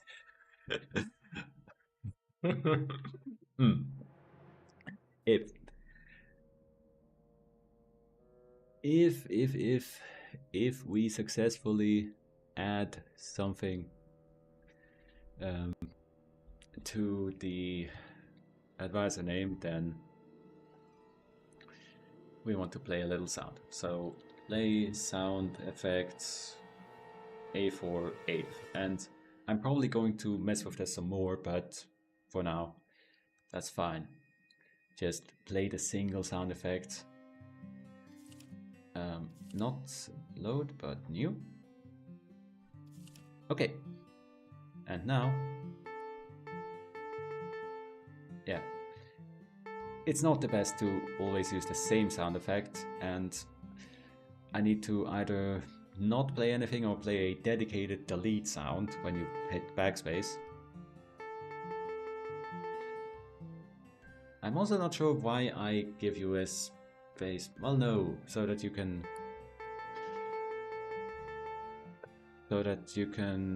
do like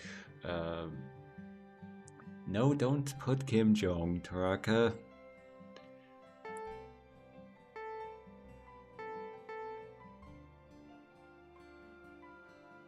Something like this, right? So that you can put a space. That's why I gave it to you. But the basic idea is you click a key, you get a little sound. What I'm going to do later is I am going to make this more elaborate so that it's not always the same sound. Either either I am going to make it a random sound, or I might make it corresponding to what letter you clicked, so that A, B, C, D, E, F, and G correspond to themselves. Then at H we start over with A, I is B, and so on. Wouldn't that be cute? But so the basic idea, I'm just gonna show off how I did this. This is a bunch of drawing the text up from top. It's really quite simple.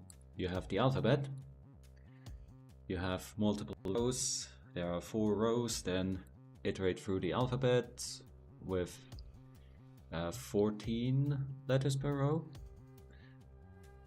How many letters are there in the human alphabet? It's 13. So 13 letters per row.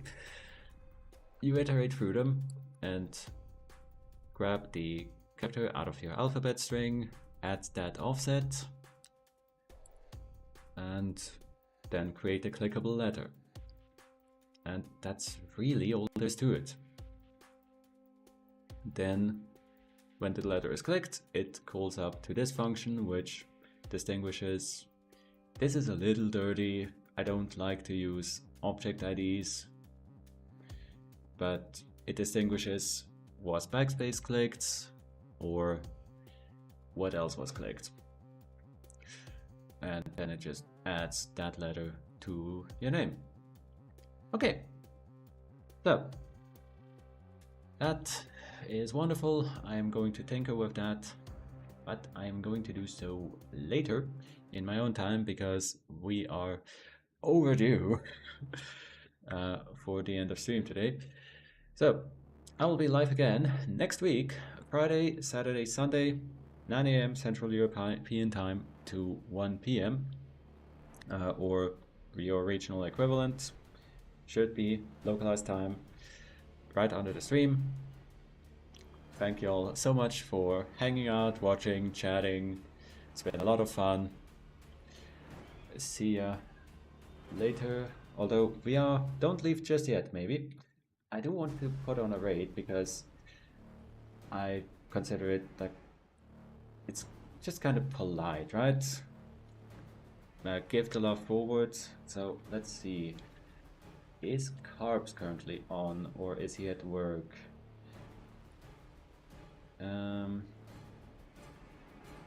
He is off, he's at work.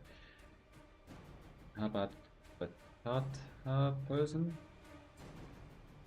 You on? No. Okay.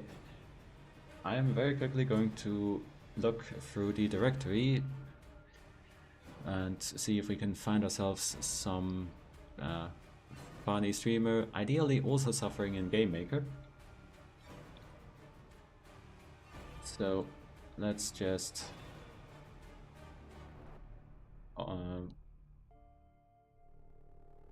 see one on the Game Maker Studio tag. Game Maker Studio 2. Nope. Okay, looking through the directory. Let's find ourselves someone who looks cool. No, not ASMR code, please.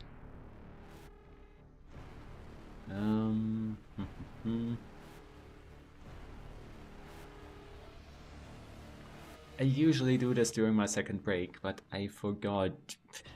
I forgot. I'm sorry. This looks fun. I am being shown an ad.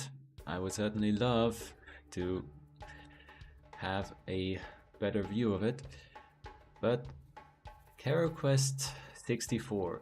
That sounds like my kind of thing. Is it a Super Mario 64 hack? Or is it like a... Is this a custom SM64 style game? Oh, that looks amazing. We're gonna go over there. So, usual disclaimer.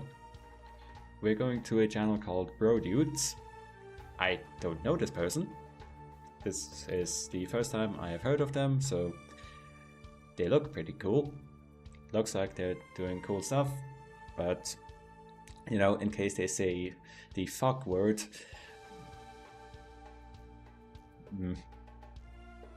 I'm sorry. But let's head over there. Thank you all for hanging out, watching, chatting. See you all next week or whenever suits you. Thank you and goodbye.